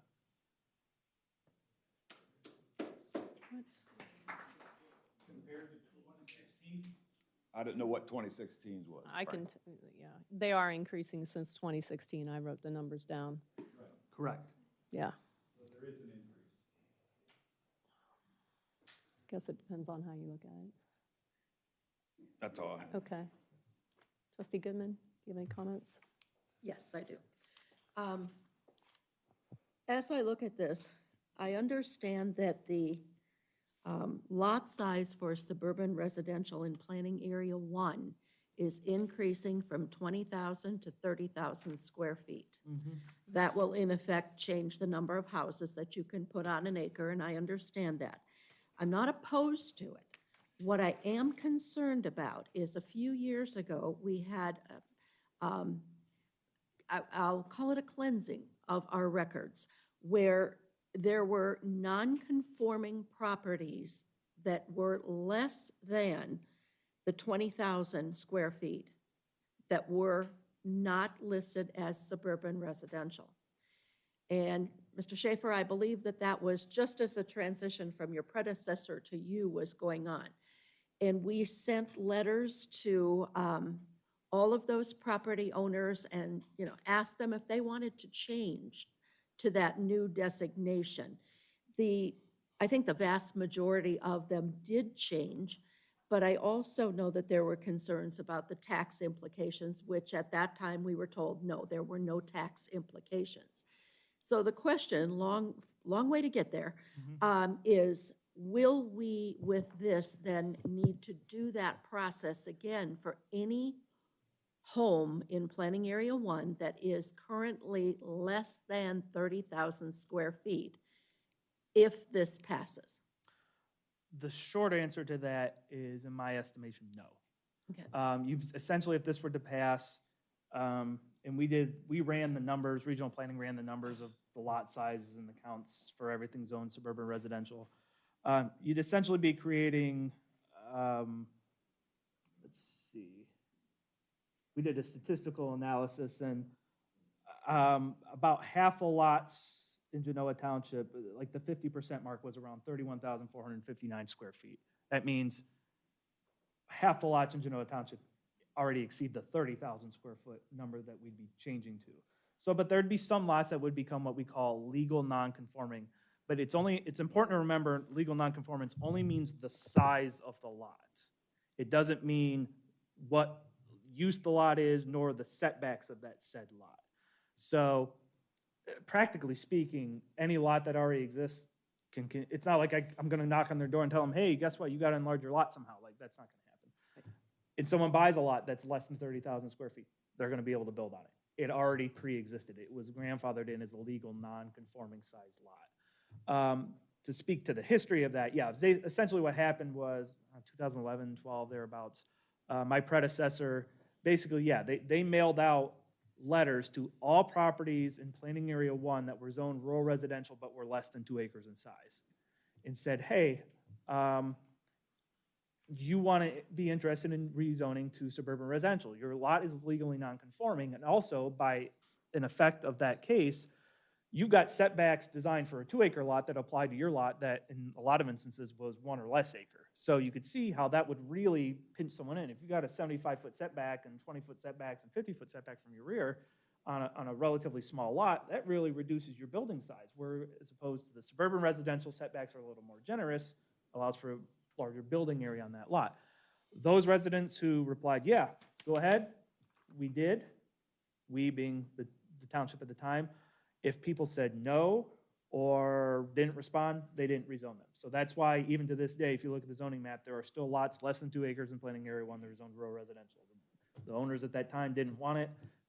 There's a whole litany of reasons. Some of them I think were misunderstandings. Some of them were tax concerns, which I'm not sure were totally legitimate, but there were concerns. Some people just, I think, didn't like the idea of going from rural to suburban, even though it was really just a function of the name kind of thing. So that's essentially what happened. But I don't think you could go through that process again to make life easier for those property owners. They similarly could proactively ask to be rezoned to a different zoning classification to make their lives easier. What I don't want to do is also create a lot of extra work for our staff, because that was a very time-consuming process for staff. But I can tell it was. And it was confusing for residents, so that's why I wanted to bring this forward tonight. What I'm hearing tonight is that the biggest concerns are for Planning Area 5 as it compares to Planning Area 4. So I know we've gone through this before. We talked about at previous meetings and tonight about Planning Area 5 being in the Hoover watershed, Planning Area 4. Only a very small portion of it falls in the Alum Creek watershed. So there's some topographical. Reverse, right? Reverse. Reverse them. Planning Did I get area- them backwards? Yeah. I Yeah, apologize. 4 and 5, yeah. 5 is Sorry. tributary to Allen Creek. Yes. Yes, I apologize. Thank you for fixing that. Yep. So anyway, those would be the basic differences between the two planning areas. What I'm hearing is folks want them to be the same. So that leaves us with the dilemma, and before I hear boos and yells, I would like to say the dilemma is we either make them both like 4, which would be the 1.1, 1.35, or we make them both like 5, and I got that, yeah, did I get that right? We make them, okay, now you've got me confused. We make them both like 5, which is the 1.35, 1.65. You know, it's a decision that we're going to have to make. And not everybody's going to be happy regardless of what we do. And I would also like to thank Mr. Griggs for his explanation of the taking versus responsible growth, and also, you know, the fact that we get into litigation. I'd like to clarify something about litigation, and I'm going to editorialize for a couple minutes here. Yes, we have insurance, and yes, we pay for insurance. But it's not only the cost of the litigation to the township. We pay a premium, they do their job, they pay the attorneys, all this kind of stuff. If it is a legitimate piece of litigation. On top of that, though, are all the staff hours that go into pulling things together, which pulls them away from other tasks. So it is not just the cost. And we also run the risk of becoming uninsurable if we have too many of these. And I believe that there's a Central Ohio township that has lost their insurance and had to go elsewhere.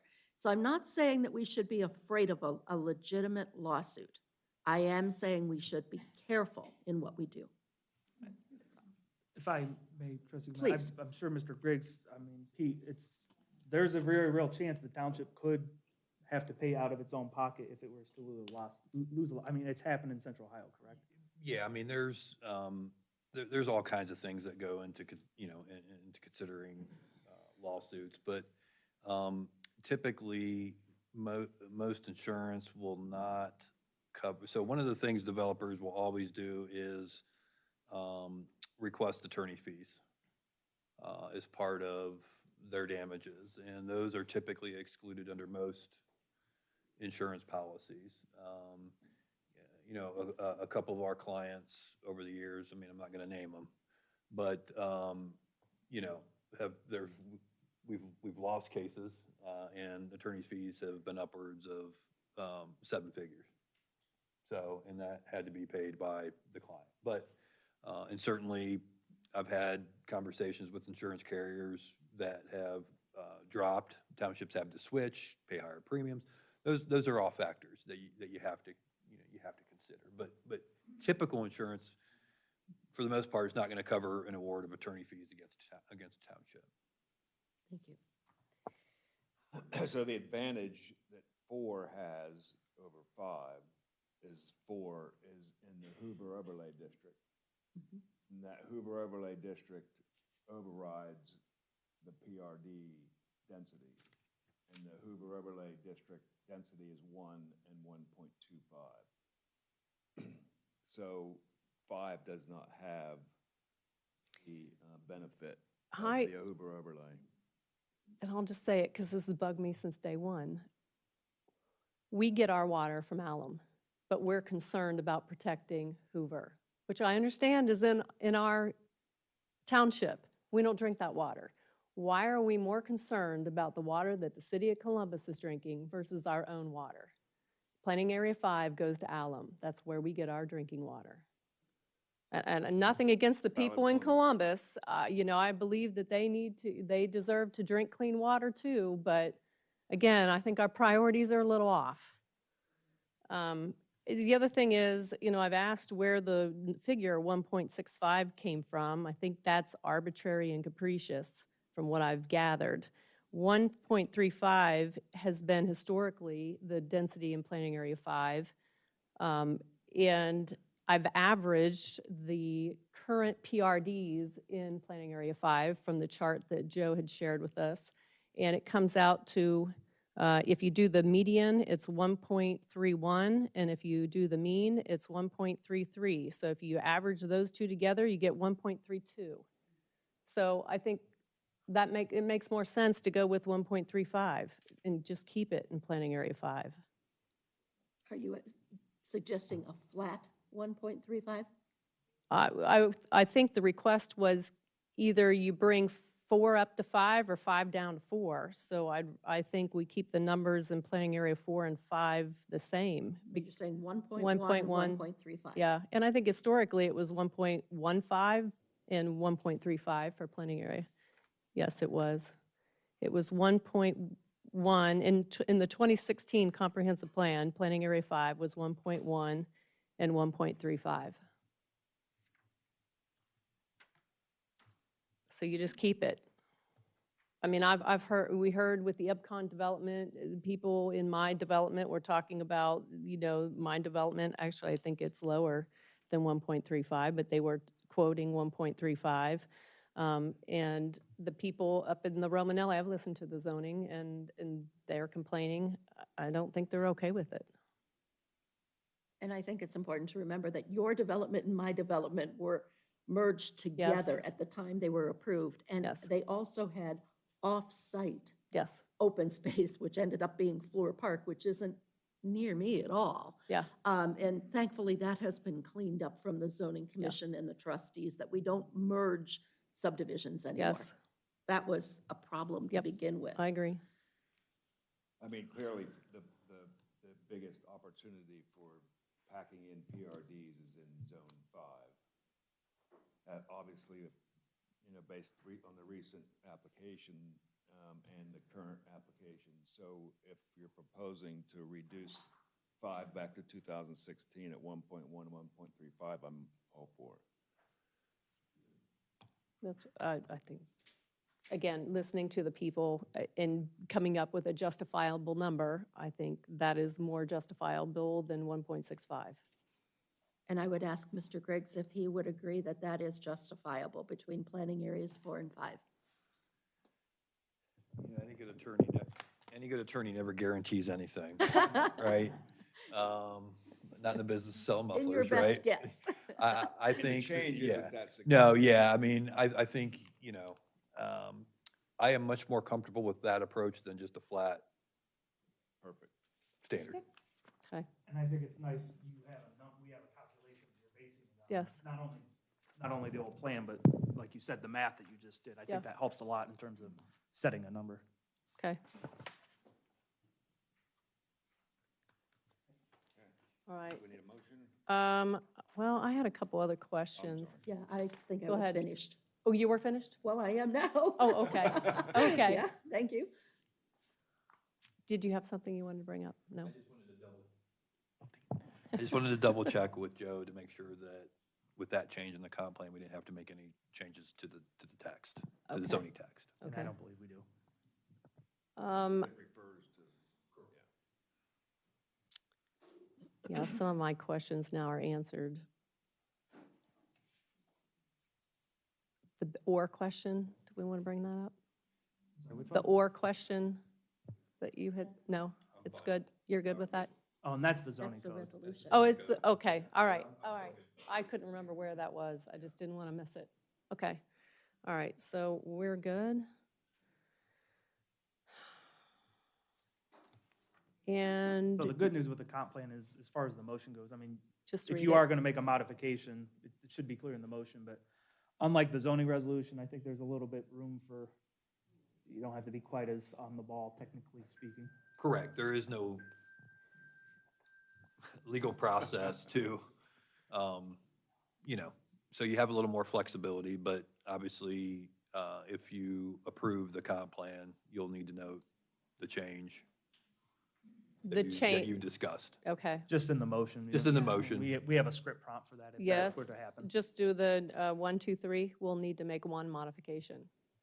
Yeah, so the motion would be if you're going to approve. Yes. It'd be a motion to approve with modifications, and then you'd read all of that, and then there's a section in there that says with the following modifications. And see it'd it. be number 1, revise planning area. I'm assuming we're just talking about the PRD recommendation. We're not talking about the Hoover water number Yeah. or the PCF. Okay. You might just want to make that clear, that revising the recommendation for PRD, reducing it from the 1.35, 1.65 to 1.1/1.35. I mean, I'll know what you're talking about since I was sitting here, but it'll But help you me for a s- clean you record. said it doesn't affect watershed, the Hoover watershed overlay. Should we specify that? That we're No, I not don't think changing that's- it? No. No, I I don't That's, think we it's- just need the one. Yeah, it's in the meeting minutes. It's gonna be in the meeting minutes that Okay. it doesn't, so I think that's. We're gonna keep the water, I mean, the numbers in the watershed recommendation and now what you have in 4 or 5 are gonna be equal anyway. Okay, Now, it's just more of a clarification than anything. okay. So I'll go ahead and read the motion. I'll move to concur with the zoning commission's recommendation of approval and thus approve with modifications, the comprehensive plan amendment known as ZC case number 2023-02 dated February 22nd, 2023, to update land use and density recommendations in designated planning areas, Chapter 4, in the comprehensive plan map, delete outdated text, Chapter 5, and update actions which have been completed since the previous plan, Chapter 5, providing for severability and repeal of the prior comprehensive plan, and furthermore incorporating Exhibits A through I. For clarifications, revisions to the comprehensive plan shall be limited only to those specified within the subject amendment document and those necessary to ensure consistent formatting and proper writing mechanics. The approved revisions shall not include any comments in the right-hand margin of the document or watermarks. Any existing text within the plan which has not otherwise been expressly modified or deleted shall remain as is. So this motion shall include the following modification to a aforementioned amendment. We want to revise the planning area 5 PRDs to 1.1 and 1.35. Is that good, the way it is, Joe? Yep. Okay. Do I have a second, I guess? Oh, do we have to do findings of fact? No. No? Okay, No. thank you, I'll second. thank you. Discussion? Roll call? Roll call, trustee Antonetts. Yes. Trustee Goodman. Yes. Trustee Vaughn. Yes, motion carries. All right, then I have to close, correct? Yes. Oh. So I'm gonna close this hearing at 8:22 PM. And then I'm going to call the next meeting to order. So we'll do case number ZC 2023-02 zoning text amendment. So I'll call to order the following continued hearing at 8:22 PM and read the legal notice and ask everyone who wishes to speak on this matter to stand and be sworn in. So if you would like to speak on the zoning commission hearing, I would ask that you stand now and raise your hand and be sworn in. Do you swear to tell the truth, the whole truth, and nothing but the truth, so help you God? I do. Okay. If you could keep your chit-chat to a minimum as you leave. I think I'll just, wait a minute. Yeah, you want to do that? Yes. We're going to take a 5-minute recess. Guess I should have done that.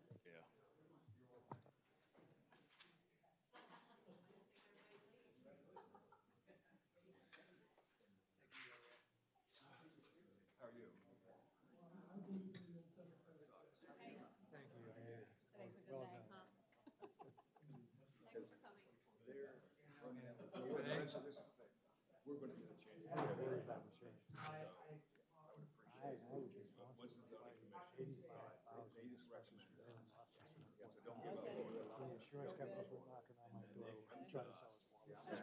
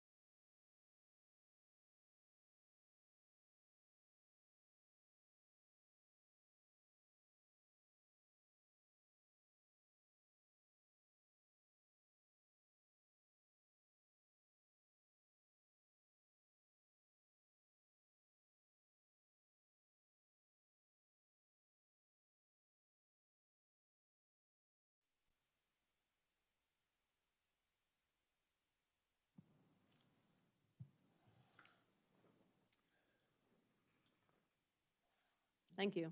All right, we're back from our recess.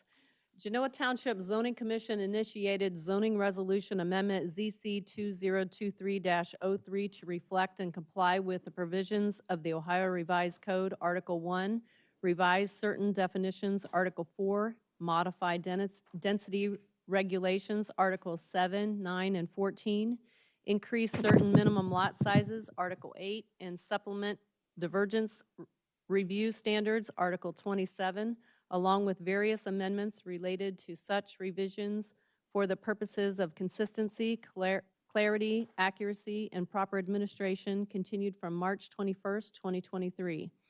The following were marked as Exhibits A through I. Exhibit A, legal notice. Exhibit B, affidavit of advertisement. Exhibit C, sign-in sheet. Exhibit D, zoning text amendment dated February 27th, 2023. Exhibit E, DCRPC recommendation made February 23rd, 2023. Exhibit F, trustee acknowledgement of the zoning commission's recommendation made on March 2nd, 2023. Exhibit G, staff PowerPoint presentation. Exhibit H, staff memo dated March 21st, 2023. Exhibit I, all public comments received between January 17th, 2023 and April 20th, 2023. And I'll move it over to Joe Schaefer on behalf of the Genoa Township Development and Zoning Department and to present the amendment. Thank you, Trustee Vaughn. For the sake of time, I'm not going to go through the PowerPoint presentation I gave during the comprehensive plan. It's been incorporated as exhibit into this record. And obviously is on the recording, so there's really no need for me to rehash all of that. So I'll jump straight into the zoning resolution, really what we're doing here. So essentially what we're doing is, like I said, we're taking the density numbers in the planned residential development district in Article 9, and they're being reduced from the 1.8 and 2.2 down to the lowest number that is now the recommendation in the comp plan, which is 1.0 or 1.25 if you're doing conservation development standards. And we're retaining, I think when the board set out to do this, you weren't looking to do a lot of drastic changes to how we were doing PRDs. You didn't want to change the planning areas, you didn't want to change conservation, not conservation. It was really about getting just those numbers right in sync with the desires of the community. So we're not changing any of that. So we're literally just changing those density numbers to equal the lowest numbers in the comp plan, so that way there's no conflict between the two documents. And then obviously, as I sort of said during the comprehensive plan presentation, if someone in planning area 1 wanted to do 1.8, they would just have to ask for a divergence, and the justification to do that would be signing the comp plan. In Article 27, in the divergence standards, we are adding a divergence review standard that reads, item G, a reason for a divergence would be essentially consistency with the recommendations of the Genoa Township Comprehensive Plan currently in effect, subject to the provisions of Section 108 of this resolution.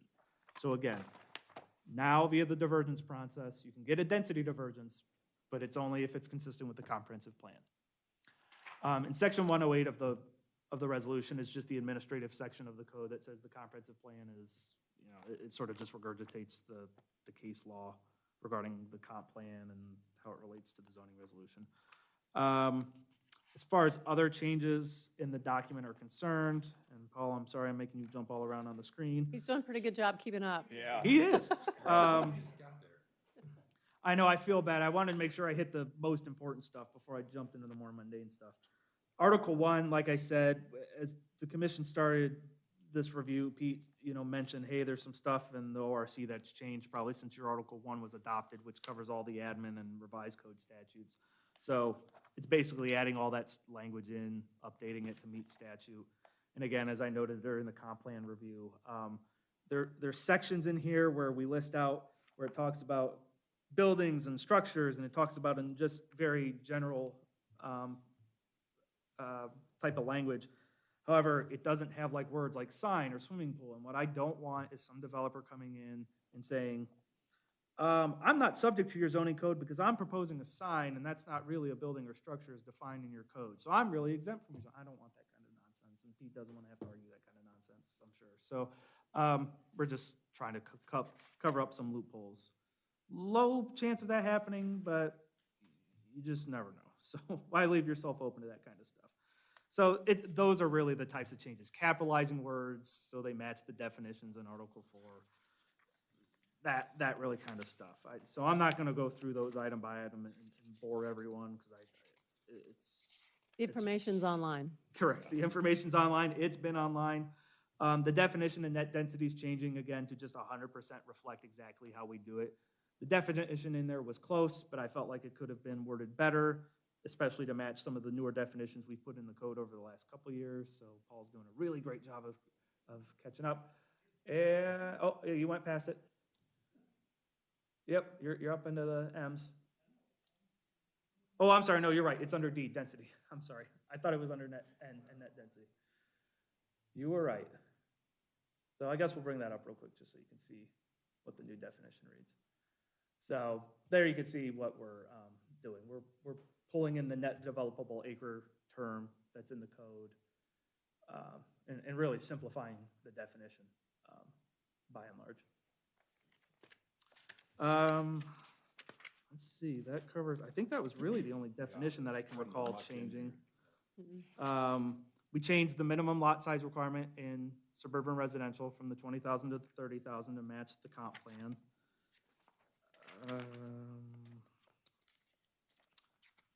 We deleted the density figure out of the Hoover overlay because it's no longer needed, because we're relying on the comp plan and the other zoning districts to regulate that. 8, 9. Sorry, I'm just going article by article to make sure I didn't miss anything. In the PCF, we're putting that density number into the PCF. And again, it's the lowest number in the comp plan, so we don't create a situation where the zoning resolution would allow a higher density than what the comp plan wants to see. And again, in PCF, like just very minute changes, like for putting the zoning district name in some of the verbiage, like it's stuff that's almost not even really worth mentioning. But I think that pretty much covers it. I'm not sure I can think of anything else off the top of my head, but as Trustee Vaughn alluded to, it's all in the red line document. It's been posted online. I think we've all had a chance to read it. So I got some questions. Yeah. Oh, sure. Well, wait, are you finished, Joe? Yeah, I can be finished, definitely. Okay, then we'll go to public comment. Frank? None?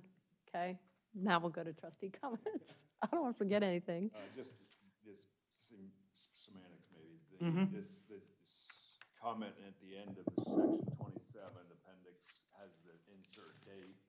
Is that date going to be after the 30 days? And you're going to insert, right? Even if we pass this today? Yes, it'd be the effective date. Correct. Okay, and then, and that's the same thing with the sort of opening resolution here. There's some like dates that need to get filled in, but I can't put them in there until you would take action. Unrelated to all this density stuff is this insertion at 102 of, what's all this mean? The medical marijuana, small wind farms will be permitted. That's all this, What page you on? the very page 1-1. Second page. There's a significant insert on next page. Here, Yeah. yes. What does all that mean? That is all stuff out of statute that's now in the statute that we didn't have in our code, that we're just regurgitating. Okay, but what's it mean? Well, I mean, we can't prevent this? like surface mining. Correct. Pete can talk about, yeah. Correct. By By statute? statute. Yep, this is basically just updating. That's concerning. So there's basically pullbacks, right? So state said you can have zoning. There's pullbacks from your authority, whether it be cell towers, solar farms, agriculture. There's pullbacks, and these just simply reflect the statute, what the statutes pull back. Yeah, I mean, That is something. you can't deviate from that. But I'll just say Liberty Township in Butler County, and I passed the info on to Joe. I've looked at it. I think it's something, I mean, I didn't want to do it this round, right? But next round, it's something I would like us to look at. They have Heidi from OTA suggested it. So she said they passed some of the strongest legislation. It's things like, if somebody wants to come in and put up a cell phone tower, there's buffers, like they require buffers. They also have to prove that they've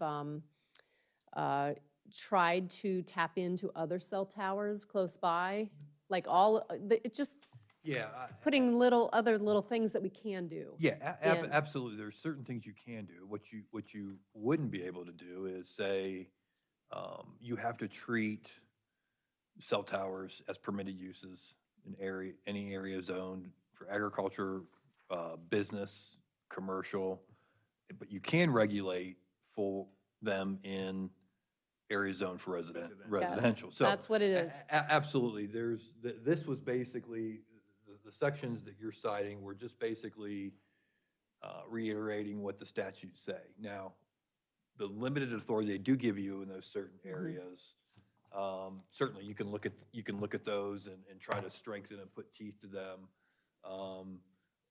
But a lot of those things, even with cell towers, it definitely has to be tied to a public health and safety issue. You don't get the luxury of the general welfare authority.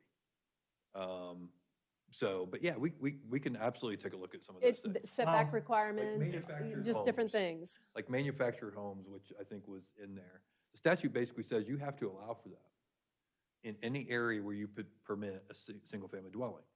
That's what the statute says. So Joe just put it in there because he was updating the code, because that's what the law says. So on the point of the telecommunication towers, we do have development standards for them. I haven't compared what we have to what Liberty did, but I can say Mr. Griggs is probably familiar with what's in here because he gave me the language. Okay. Right. So years back, we worked with the prosecutor's office and planning commission, and this was kind of the model language, but that everybody came up with and adopted. Now, with that said, it's a long time ago. So certainly you can look at updating that language. Yeah, absolutely. In those scenarios where we can regulate them. Yes. Yeah, I agree. Yeah. Totally. But I don't have any heartburn with what Joe put in that. And the marijuana stuff, the board passed a separate resolution on all the marijuana business. That was a long time ago, right? Are we still protected on that? Yes, we passed a resolution that says Yeah. no sale, no growing, no I remember processing that. and cultivating, and Yeah. anything else. That was the rare instance where also the state said you didn't have to do it via zoning. Correct. Mm. So most townships. It's actually a non-zoning. Yeah, Huh. most townships made that decision through their board of trustees. And that stands unless the board would repeal it, is that correct? That's correct. Or the state. Or the Back state, on their word. or the Well- state changes the game, right? So, because there's like research, you have to allow for the research. You don't have a choice on that. But the sale and the growing and the cultivating, you do have a choice, which you prohibit.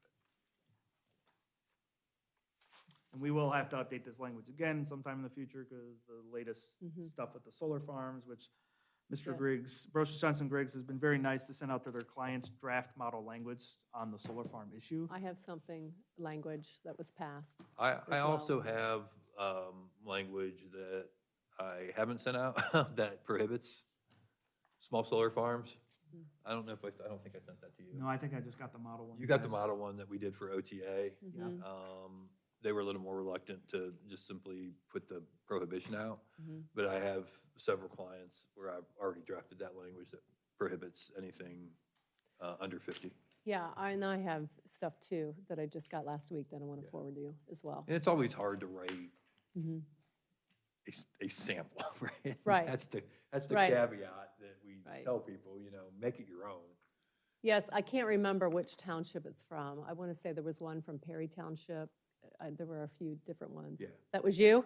No. Did you write it? Well, I no, thought we you were are, Perry. well, there's a lot of Perrys. Okay, Oh. yeah, and I can't think tell we you which represent- Perry I think we Township it represent is. 3 Perrys, but I Okay. don't know which one. All right, Renee's so, referring to. yeah, so maybe you wrote it, I don't know, but I was told it's pretty good language. So I'll forward it Yeah. to you, Joe. Yeah. Yeah. Good. Yeah, so while we're on the topic of the subsequent amendments, I think we all have understood that once the current one pending in front of us is done, there was going to be a lot more work we were going to do Yes. on all the other stuff that my office feels like we need to do to help us out. I'm sure the board has some items. I asked the zoning commission at their last meeting if they have stuff they want added to the list for consideration, not necessarily guarantee we're gonna do it. But for consideration, I asked them to send me stuff. I probably plan on sending an email to the BZA saying, hey, if there's anything you guys can think of. I know in the past, we have even hired Mr. Griggs to do an assessment of our code. Perhaps this hearing is not the time to talk about it, but that's also something we can consider. I think they last did it in 2017, so it's been 5, 6 years. A lot's happened. We've changed a lot in the code. So it might be time to have another set of eyes look at that and let us know what we don't know. I mean, typically, the clients identify the problem areas, and that's where we come in. Okay. I mean, I feel pretty comfortable that your code is in decent shape.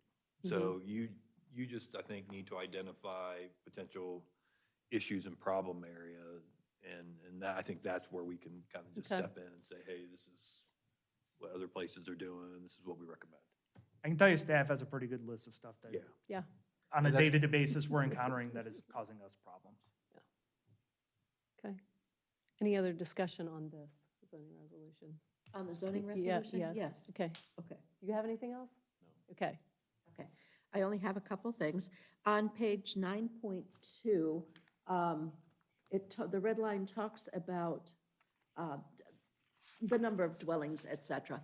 Overall, if we look at this new document, Mr. Griggs, do you see this as legal, defensible, and advisable to do the changes that are in here? And I happen to just kind of get it at this point in here, but. Yeah, no, I don't have any issues with anything that's Okay. revised, absolutely. Okay. All right. And then the other one is on page 9.8. I looked at 909.02, and I really don't understand that one. Joe and I talked about this a little bit, and my understanding now is that there's no minimum lot size required as there is in 909.01A. Is that correct? Correct. So And- 90902 refers to developments with conservation development standards in PRD, Okay. which one of the caveats in addition to getting a higher density, or one of the caveats for giving us more open space is you get higher density, but it also provides for greater flexibility on lot size and setbacks. Okay. But I agree, it's verbiage that's been in there like that a long time. I suggested one edit because I really didn't like to see the word opinion. Yeah. Yeah. But candidly, I would not have a problem at all if we wanted to reword that entire section. I don't know why, I mean, the zoning commission can have its thoughts, but on any PRD rezoning, and the way we have PRD even final development plans structured, the board's having final say on it. So I think this is really old language that has just carried throughout the years. Is it really hurting anything? Is it causing any problems? No, which is probably why I didn't just edit it more than I did. But Could be that, cleaned up in the future? Yeah, probably. so I guess the question is, do we wait for a future iteration on this, or do we look at it now and say, should the zoning commission have the final say, or is that an improper delegation of power? Yeah, I don't think they should. I don't think they should have final say. You know, I think that needs to be fixed. The board does, yeah, I mean, ultimately. It's an easy fix. If you want to fix it now, you just cross out. Board of Trustees. Board of Trustees. Pete, I'm gonna just ask you a question here real quick on that topic. It says, as part of the review process may require specific dimensional requirements. It leaves a lot of, that are in the best interest of the health and welfare of the general township. It's pretty open-ended. Is that too broad and open-ended, or do you feel like we can still operate under those bounds? I think you can operate. Okay. I like it being broad. Yeah. It gives us a lot. I don't mind it either. I just want to make sure it's not, wasn't too broad. Yeah, well, and I had here, is it too subjective? Yeah, I mean, no, I mean, I'm fine with it, but, you know, even though it says the word zoning commission, you can't circumvent the statute. So at the end of the day, if someone argues that zoning commission said A and the trustees are saying B, that's not gonna hold argument. But clean it up while we're here. Just say the board of trustees. Sure.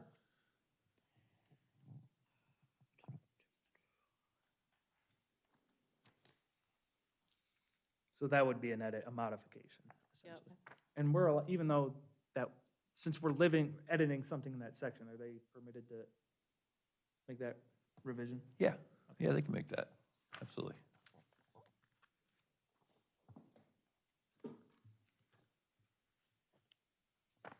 Are we gonna have to make these in our motion, the specific changes, or can we just refer to? No, you need to list them usually. Yeah, you need to list it. Yeah, so it would say, one of the, sort of like what we just did with the comp plan, you would essentially say something along the lines, revision being section 909.02A, the words Replace zoning with- commission, yeah. Delete it and replace with Board of Trustees.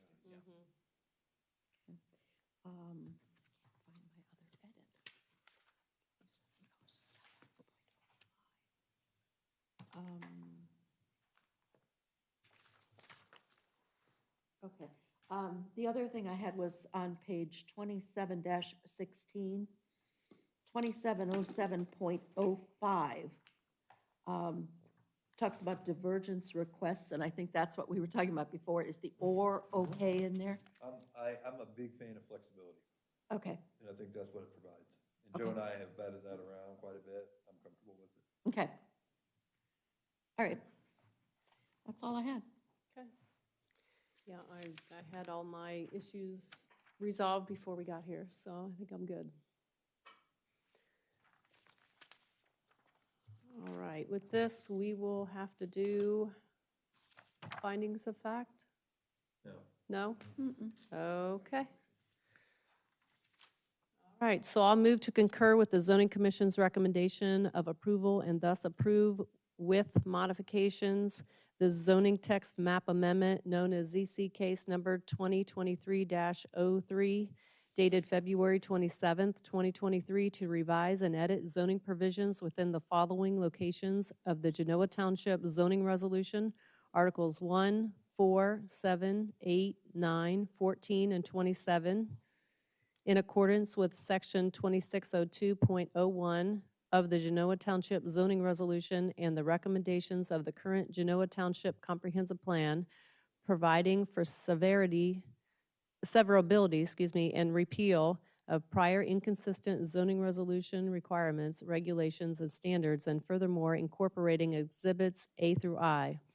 For clarity, revisions to the zoning resolution map shall be limited only to those specified within the subject amendment document and those necessary to ensure consistent formatting and proper writing mechanics. The approved revisions shall not include any comments in the right-hand margin of the document or watermarks. Any existing text within the resolution which has not otherwise been expressly modified or deleted shall remain as is. This motion shall include the following modifications to the aforementioned amendment. In section 909.02A, we'd like to replace the words the Board of Trustees it states the Zoning Commission. We'd like to replace those words with the Board of Trustees. In accordance with the Ohio Revised Code, this motion to approve the referenced amendment, which is subject to referendum, will go into effect 30 days after today, May 20th, 2023, and is based on the following findings of facts and conclusion. Said amendment is found to be consistent with the Genoa Township Comprehensive Plan pursuant to Section 108 of the Genoa Township Zoning Resolution. I think that's it, right? Second, do I have a second? Second. Thank you. Discussion? Roll call? Roll call, trustee Antonetts. Yes. Trustee Goodman. Yes. Trustee Vaughn. Yes, motion carries. All right. So I will announce to close this hearing at 8:54 PM. Second. Thank you. Roll call, I guess. Do we need a roll call? Or you just, All in favor, no. say aye. Aye, okay. So I'll move to adjourn this meeting at 8:45 PM. Do I have a second? 8:54, we just. Oh. Sorry. What is it? I transposed it when I wrote it down, sorry. 8:54 PM, sorry, thank you for the catch. Second again. Thank you. Roll call? Yes. All in favor? All right. Adjourned at 8:54.